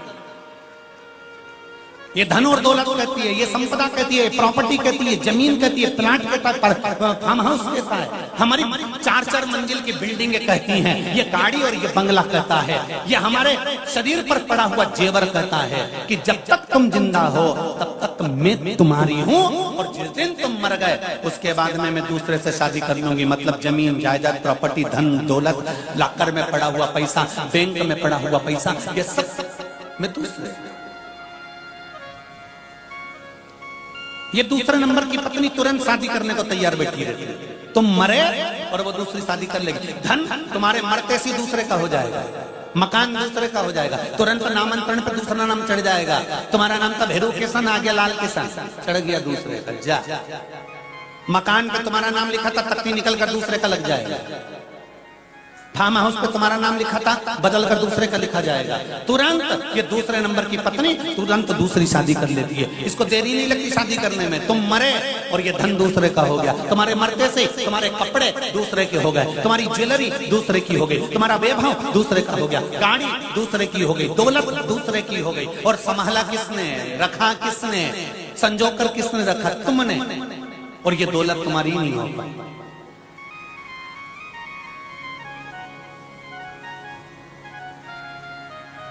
तीसरे नंबर की पत्नी है हमारी, हमारा परिवार, हमारे रिश्तेदार, हमारे कुटुंब वाले, ये हमारी तीसरी पत्नी है। ये घर तक साथ देंगे, शमशान तक साथ देंगे, और बाद में हाथ जोड़कर कहेंगे मैं तुम्हारा साथ आगे नहीं दे सकता। आग लगाएंगे, खोपड़िया फोड़ेंगे और वापिस आ जाएंगे। घर के लोग भी शमशान में जब तक बैठे रहते हैं जब तक के डोकरे की खोपड़िया नहीं फूटे। एक लंबा सा डंडा, बांस, जितने लोग बैठे हैं इनको मालूम होगा। तुम लोग तो शमशान जाती नहीं हो तो तुम्हें मालूम नहीं होगा, और जब जाओगी तब तुम देख नहीं पाओगी। तो ये लोग जो जाते हैं इनको मालूम है, इतना बड़ा बांस, उसमें इतना बड़ा लोटा, लोटे में भर दिया घी, और जब मुर्दा आधा जल जाता है तब जो समझदार वैज्ञानिक होते हैं शमशान के, वो इंतजार देख देख के पक गया, फिर दूसरा बोलता अभी कब पक गया, अभी तो खोपड़िया, तो बैठे रहो बैठे रहो।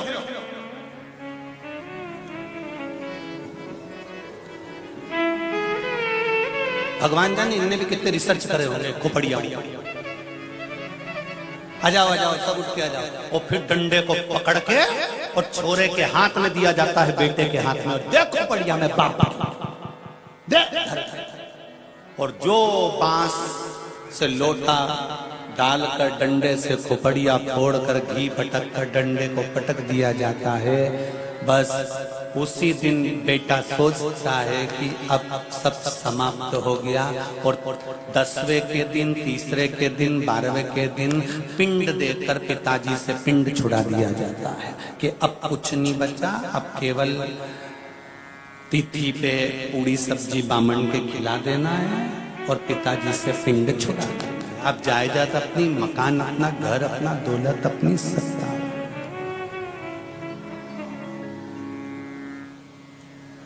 सब मतलब के यार हमने देख लिया। जितने नजर आते हैं। और फिर निवेदन करूंगा, शमशान में तुमको अकेला छोड़कर आ जाते हैं, कौन साथ देता है? जब छोड़कर चले गए आग लगाकर कौन साथ देगा? केवल एक संसार में रहने वाला मेरा देवाधिदेव महादेव, केवल एक शिव साथ देने के लिए बैठा है। अरे रायसेन वालों, तुम जिस नगर में रहते हो ना, ये नगर कोई साधारण नहीं है।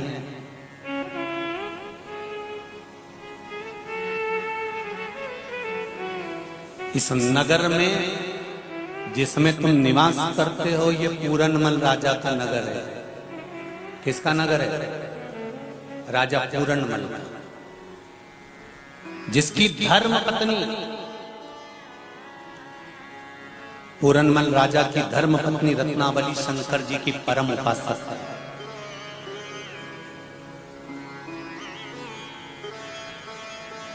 ये पूरे मालवा का द्वार था रायसेन, मालवा का द्वार। मालवा के इस क्षेत्र में प्रवेश करने से पहले अच्छे अच्छे राजाओं को भी इस दरवाजे पर रुकना पड़ता था। जो रायसेन का जो ये किला बना है, ये पूरनमल का किला है, जिसकी धर्म पत्नी रत्नावली शंकर की उपासक थी, शिव की उपासक।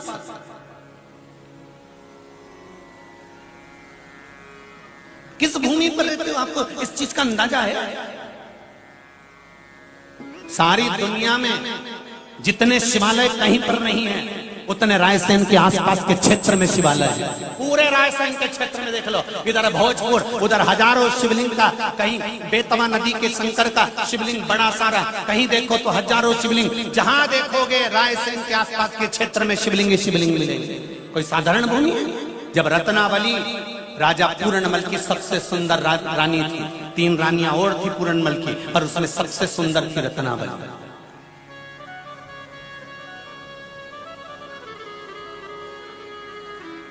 इतनी सुंदर रत्नावली जिसका श्रृंगार कहते हैं कि बड़े बड़े योद्धा, बड़े बड़े युवराज, बड़े बड़े राजा पूरनमल राजा की धर्मपत्नी रत्नावली को मात्र एक झलक देखने के लिए आना चाहते थे रायसेन की धरा पर।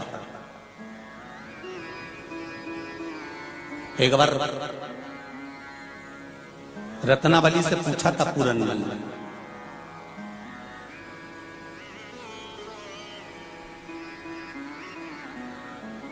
तुम इतनी सुंदर कैसे हो?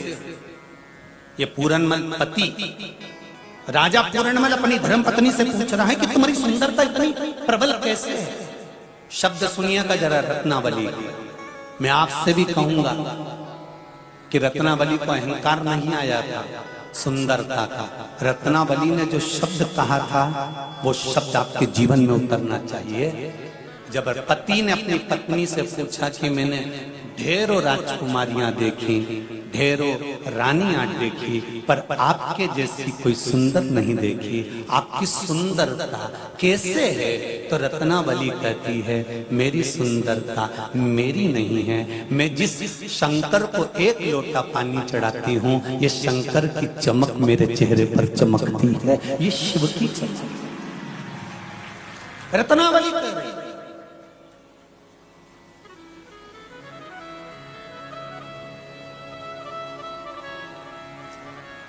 ये मालवा की पूरनमल राजा की रानी रत्नावली कह रही है कि मेरी चमक नहीं, ये शंकर पर जो लोटा भरकर मैं जल चढ़ाती हूँ, ये उसकी चमक है। ये चमक, ये दमक, फुलवन में महक, सब कुछ सरकार तुम ही से। आप में से कितने लोग हैं जब पैदा हुए थे तो अलमारी लेके आए थे? आप में से कितने लोग हैं जब पैदा हुए थे तो कपड़ा लेकर आए थे? आप में से कितने लोग हैं जब पैदा हुए थे तो धन लेकर आए थे? आप में से कितने लोग हैं जब पैदा हुए थे तो आपको मालूम होगा कि मेरा पूरा शरीर अच्छा है? ये तो शिव की कृपा है, शंकर की दया है कि उसने आंखें अच्छी दे दी। ये शंकर की दया है कि कान अच्छा दे दिया। ये शंकर की दया है कि पांव अच्छा दे दिया। ये शंकर की दया है कि हाथ अच्छा दे दिया। ये शंकर की दया है कि जिब्या अच्छी दे दी। ये शंकर की कृपा है कि नासिका के छिद्र अच्छे दे दिए। ये शंकर की कृपा है कि शरीर अच्छा दे दिया। अगर शिव की कृपा नहीं होती तो भोपाल के किसी 3 बत्ती चौराहे पर खड़े होकर कटोरा हाथ में लेकर भीख मांग रहे होते। ये शिव की कृपा है जो आज घर में बैठे।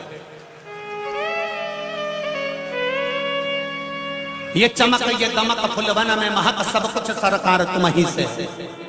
अच्छा शरीर दिया तो शंकर ने दिया है, अच्छे कुल में जन्म दिया तो शंकर ने दिया है, अच्छा परिवार मिला तो शंकर ने दिया है, अच्छा पति मिला तो शंकर ने दिया है, अच्छी पत्नी मिली तो शंकर ने दिया है, अच्छा पुत्र पैदा हुआ तो शंकर ने दिया है, अच्छी बेटी जन्म ली है तो शंकर ने दिया है, प्लाट मिला शंकर ने दिया, जमीन दी शंकर ने दिया, गाड़ी दी शंकर ने दिया, और अच्छे घर में जन्म दिया शंकर ने दिया, भारत की भूमि पर पैदा हुए शंकर ने दिया, और सनातनी बनकर पैदा हुए हो ये शंकर ने दिया।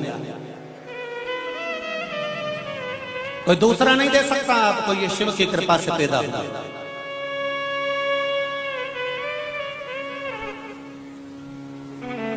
अमेरिका में मरते हैं लोग तो उनको डेड बॉडी कहते हैं, विदेश में जो मरता है उसको एक्सपायर कहते हैं, भारत की भूमि में एक बेवड़ा भी मरता है तो उसको स्वर्गवासी कहते हैं।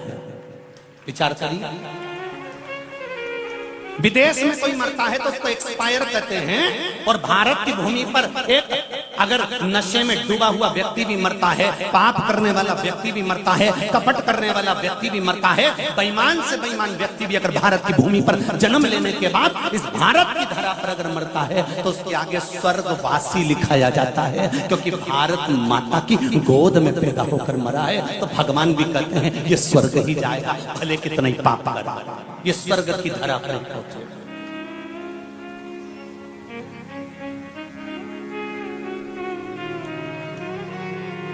हरिचंदन है इस देश की माटी, तपोभूमि हर ग्राम है, हर वाला देवी की प्रतिमा बच्चा बच्चा राम है, जिसके सैनिक समर भूमि पर गाया करते गीता है, उसी माटी के हल्के नीचे खेली करती सीता है। चंदन है इस देश की माटी, तपोभूमि ग्राम है, हर वाला देवी की प्रतिमा बच्चा बच्चा राम है। ये वो भूमि है जहां पर देवता भी जन्म लेने के लिए तरसते हैं।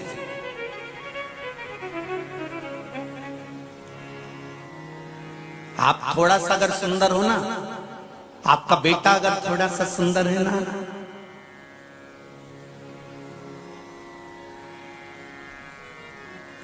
मेरे बेटे जैसा कोई नहीं।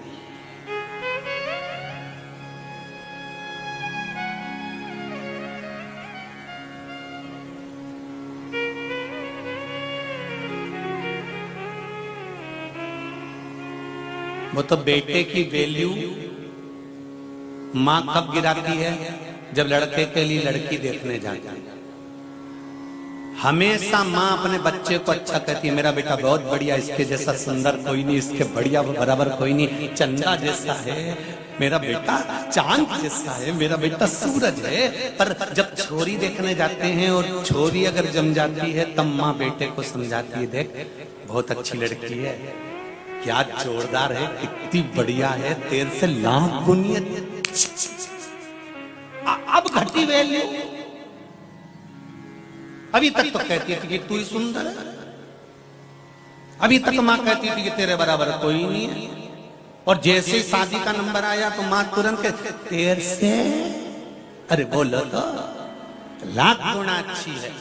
तब छोरे को समझ में आ गया, बहुओं से निवेदन है कि सास के शब्द सुनो कि अपने छोरे से कहती है कि तेरे से लाख गुनी अच्छी है, मतलब बहू सास के लिए हीरा बनकर आती है। ये हर सास जानती है, ये प्रत्येक सास जानती है कि मेरी बहू हीरा बनकर आ रही है। कितनी आस लेकर बैठी रहती है सास बहू के लिए। बहू आएगी, गरम रोटी देगी। अब उसको क्या मालूम था कि घर में से धक्का देगी, उसको क्या। पहले बच्चों को डराते थे, बाऊ आ गया तो बच्चा डर जाता था। आज के जमाने में बुढ़ों को डराना हो तो कह दो बहू आ गई, बेचारी खाती खाती है, अभी कहां से, अभी तो गई थी, अभी कहां से, छुट्टी मनाने गई थी।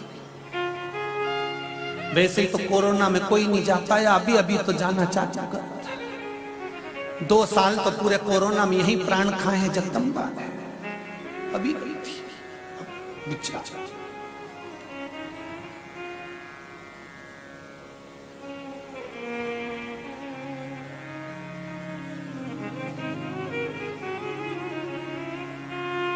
विचार करिएगा जरा।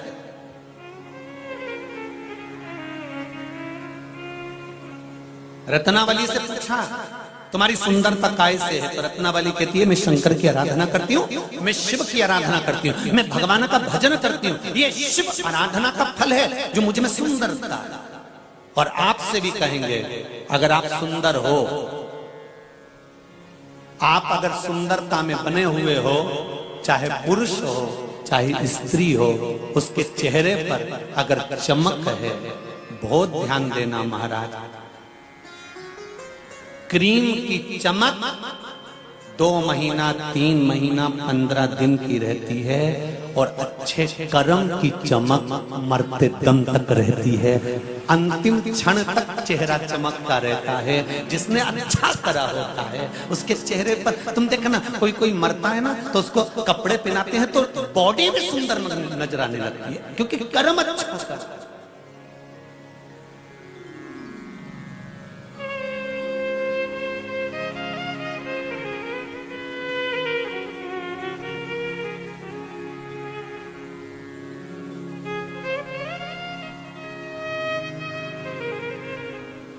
एक मस्तक पर थोड़ा सा तिलक लगा लो ना, उसमें और सुंदरता बढ़ जाती है। त्रिपुंड लगा लो तो और सुंदरता बढ़ जाती है। त्रिपुंड में 3 नाड़ियों को साधने की प्रबलता होती है। पहली इड़ा, दूसरी पिंगला, तीसरी सुषुम्ना। ये 3 नाड़ियां त्रिपुंड लगाते समय केंद्रित कर ली जाती है। बहुत ध्यान देना जरा कथा की। जिस बच्चे का बुखार नहीं उतर रहा, बुखार कमी नहीं हो रहा, बहुत प्रयास कर लिया, डॉक्टर को भी दिखा लिया, तो एक प्रयास करना, कोई भस्म आपके पास में घर में रखी हो, कोई भस्म। भस्म का भी हमने पहले कथा में वर्णन किया है कि कोई यज्ञ यदि आपके यहाँ होता है और विशाल कोई यज्ञ होता है और उस यज्ञ में जो गोला, नारियल का गोटा जो आखिरी में पूर्णाहुति में समर्पित किया जाता है, उस गोले के अंदर की भस्म को पीस कर छान कर रख लीजिए। वो बड़ी प्रबल भस्म होती है। दूसरा, अगर वो भस्म ना मिले तो बेल का जो फल होता है, बेलपत्री के वृक्ष में जो बेल का फल होता है, उस बेल के फल को सुखा लीजिए। सुखाने के बाद उसको जला लीजिए, जलाकर उसको पीस लीजिए, पीस कर उसकी भस्म तैयार करके रख लीजिए।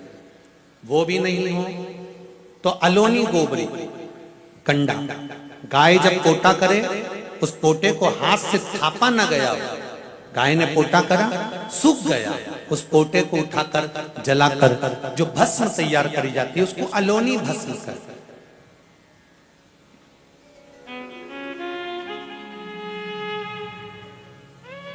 इन 3 में से कोई सी भी भस्म आपके पास में रखी हो, शंकर भगवान को समर्पित कर दो, उठाकर लिया, त्रिपुंड लगाओ शंकर भगवान पर, और त्रिपुंड लगाने के बाद में उस भस्म की त्रिपुंड के बीच वाली लाइन की उंगली को लेकर जाओ, और जो बच्चे को बुखार आ रहा है उसके मस्तक पर 3 रेखाएं उसके सिर पर उस त्रिपुंड को उसी मात्रा से खींच दीजिए।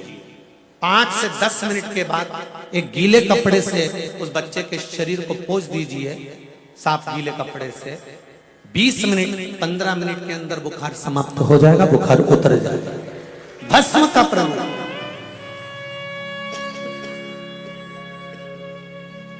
महाराज शिव महापुराण की कथा कहती है 3 नाड़ियां,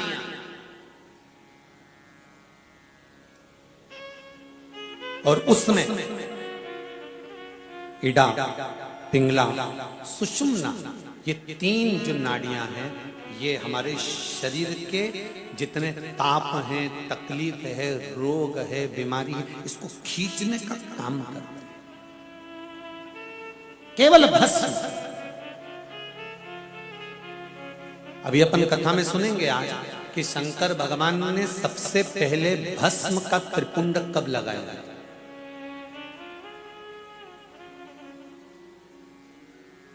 भस्म का त्रिपुंड कब धारण करा था? शिव पहली बार भगवान शंकर।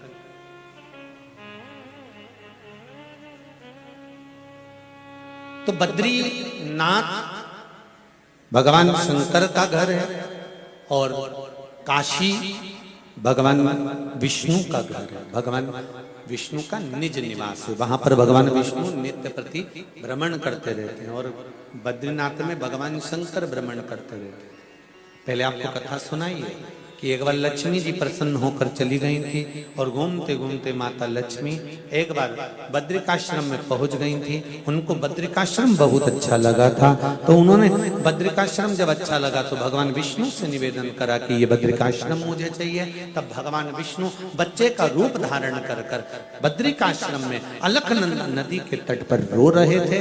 पार्वती जी उनको गोदी में उठाकर लेकर आ गई थी और माता पार्वती जी ने भगवान शंकर से कहा था, प्रभु ये बालक बड़ा सुंदर है, इस बालक को मैं अपने पास पुत्र बनाकर रखना चाहती हूँ। भगवान ने मना करा, इस बालक को वापिस छोड़कर आ जाओ। पार्वती जी को बार बार मना करा था कि इस बालक को मत लेकर आओ। पार्वती जी नहीं मानी, मैं तो लेकर आऊंगी। और पार्वती जी भगवान को गोदी में उठाकर ले।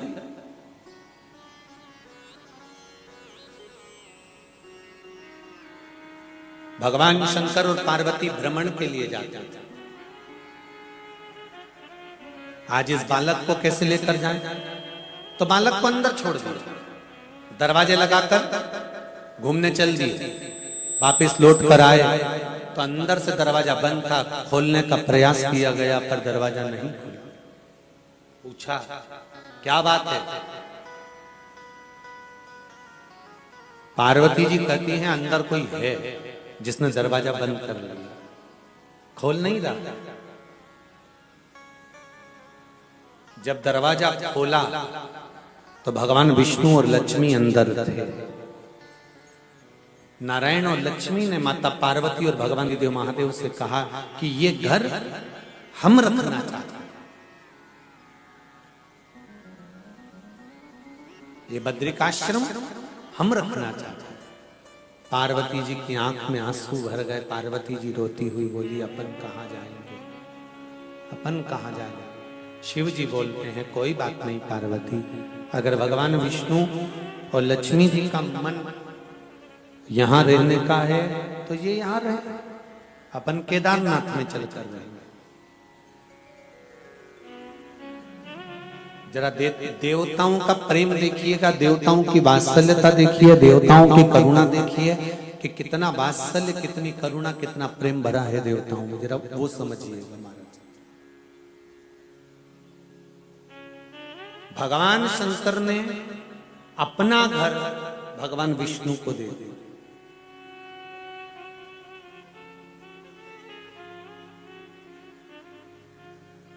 समझो जरा, तुम अपनी एक पानी की बोतल किसी को नहीं दो, घर तो जाना।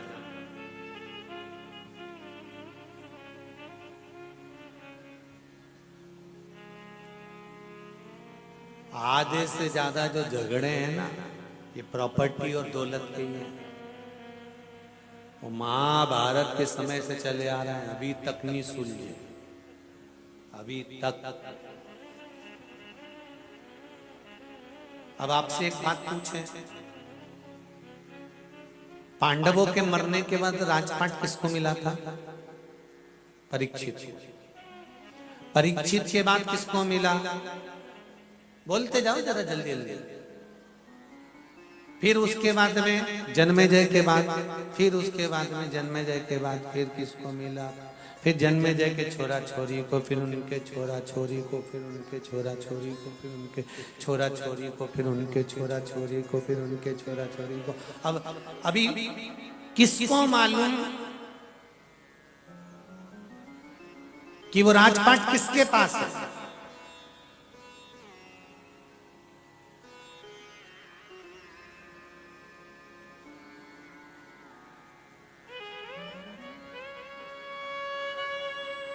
हस्तिनापुर आज के समय में दिल्ली है। सही है कि गलत है? अरे बोलते जाओ। हस्तिनापुर मतलब दिल्ली। अब राजपाट किसका था? पांडवों का। कौरवों से पांडवों के पास आया, पांडवों के पास में उनके पुत्र के पास, उनके पुत्र के पास, उनके पुत्र के पास, उनके पुत्र के पास, उनके पुत्र के पास, उनके पुत्र के पास, उनके पुत्र के पास। अब आज के समय में राजपाट किसके पास? कहां किसको मालूम था? उसी तरह हम तो हमारी जायदाद के लिए झगड़ा कर लेते हैं अपने भाई और बंधुओं से, अपने स्नेहियों से, अपने प्रेमियों से, अपने कुटुंबियों से, पर कितने दिन कोई याद करेगा? कितने दिन तक वो प्रॉपर्टी हमारी रहेगी? मरते चले गए, चले गए, चले गए, चले गए, अंत में फिर नाम तक समाप्त हो जाता है। बेटों का नाम, बेटों के बाद पोतों का नाम, पोता के बाद पर पोते का नाम, नाम गया, नाम समाप्त। धीरे धीरे वो सब समाप्त हो।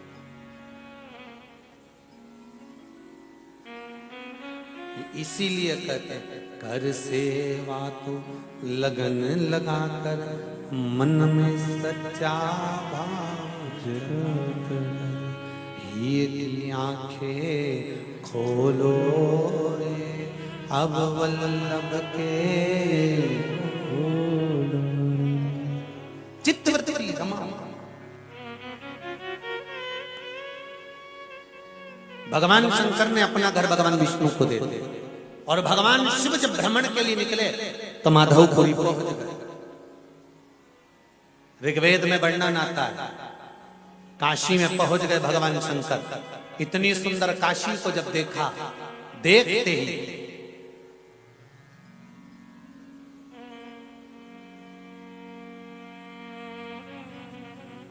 देखते कपाल मोचन पर जब भगवान शंकर पहुंचे तो भगवान शंकर के ऊपर जो ब्रह्मा जी की हत्या का दोष लगा हुआ था वो काशी में कपाल मोचन पर जाकर छूट गए।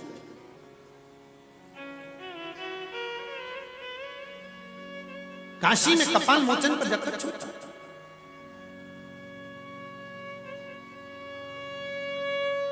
कोई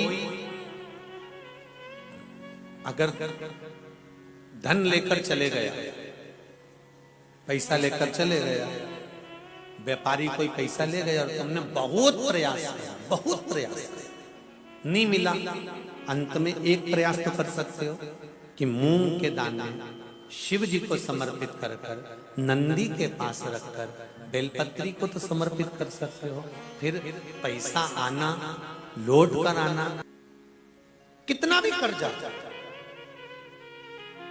कोई धन लेकर भाग भी गया तो भी करो, बट वृक्ष के नीचे दही के शिवलिंग का निर्माण करो, और दही के शिवलिंग का निर्माण कर कर उसका पूजन करो, उसकी आराधना करो, और बाद में उस शिवलिंग की पूजन आराधना कर कर उससे विनती कर कर उस पे काली तिल समर्पित कर कर, जिस व्यक्ति से पैसे वापस बुलवाना है या कर्जा चुकाना है, काली तिल शिव को समर्पित कर कर उस दही के शिवलिंग पर फिर पूजन करने के बाद उस शिवलिंग को विसर्जन करो। बाबा से 5 सोमवार तो करो, छठे सोमवार से पैसा तो बाबा ला कर देना चालू कर देगा। वो कहीं पर भी गया, कोई कितना भी खाकर भग गया, शिव आराधना कर, पर आराधना में छल, दिखावा, ढोंग और प्रपंच नहीं होना चाहिए। मेरे शंकर को ये सब अच्छे नहीं लगते। मेरे शिव को निर्मल मन सो मोहि पावा, मोहि छल छिद्र कपट ना भावा। शंकर को निर्मलता का भाव, उनको ज्यादा दिखावा नहीं। माधवपुरी में मेरे शंकर भगवान भ्रमण कर, माधवपुरी में मेरे शिव घूम देखा,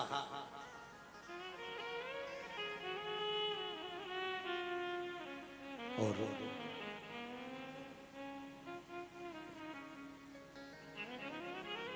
भगवान नारायण को मालूम पड़ा कि देवाधिदेव महादेव आए। भगवान विष्णु लक्ष्मी जी के साथ दौड़कर भगवान शंकर से मिलने के लिए गए। काशी, ऋग्वेद कहता है काशी भगवान शंकर की स्थली, बाद में पहले भगवान विष्णु की स्थली।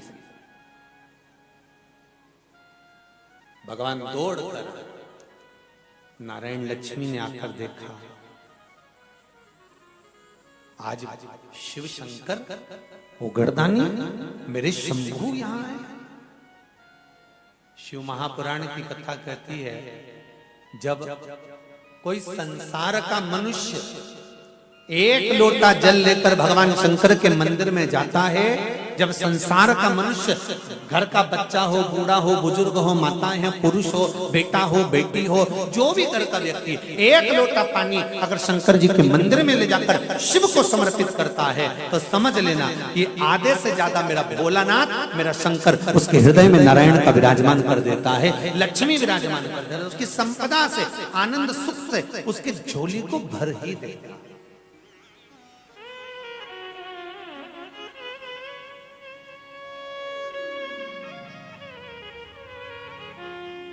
क्या मिलता है शंकर जी का नाम लेने से? क्या मिलता है शिव महापुराण की कथा सुनने से? क्या मिलता है शंकर के दरवाजे जाने से? क्या मिलता है शंकर भगवान पर एक लोटा पानी चढ़ाने से? क्या मिलता है शंकर जी को एक चावल का दाना समर्पित करने से? क्या मिलता है शंकर भगवान पर एक बेलपत्र चढ़ाने से? क्या मिलता है शंकर जी को एक पुष्प की पंखड़ी भी अगर हमने समर्पित करिए तो क्या प्राप्त होता है? यहाँ तक वर्णन है कि शंकर के मंदिर में अगर झाड़ू भी लगाइए, पोछा भी लगाया है, सेवा भी करिए, तो उसका फल क्या मिलता है? महाराज, उसका फल क्या है?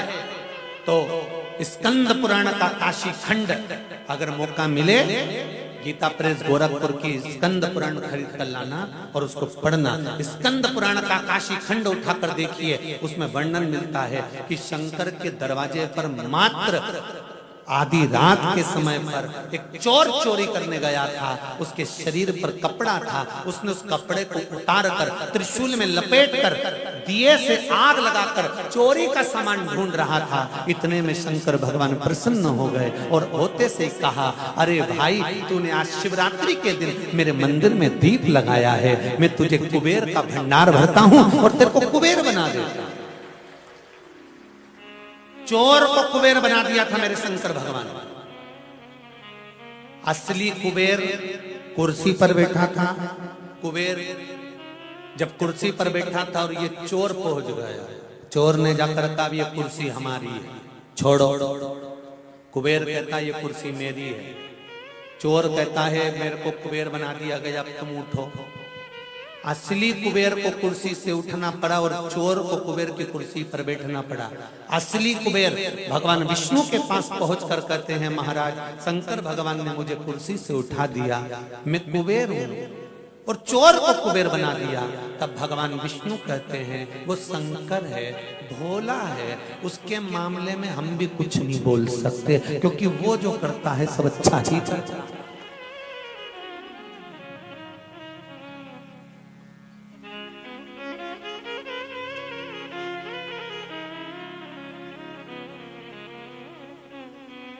अब चोर को कुबेर बना दिया।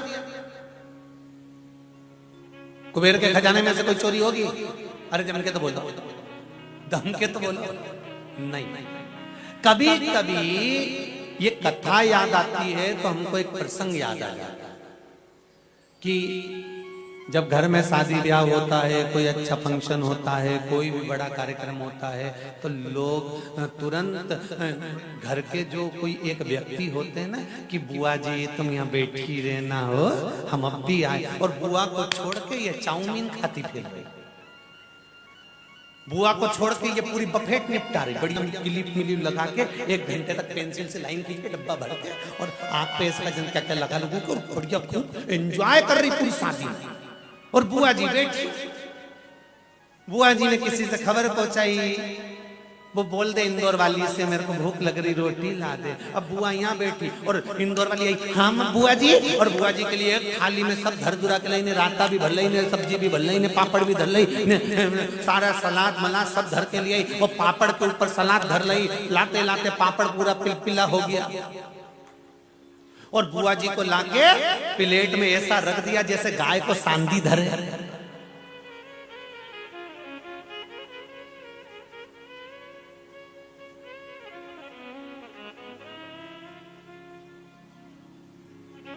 प्लेट में जगह नहीं थी तो गुलाब जामुन के ऊपर जलेबी धर दी, सब लाके बुआ जी को दे। बुआ जी तुम हमारे घर की बहुत समझदार हो बुआ जी, आप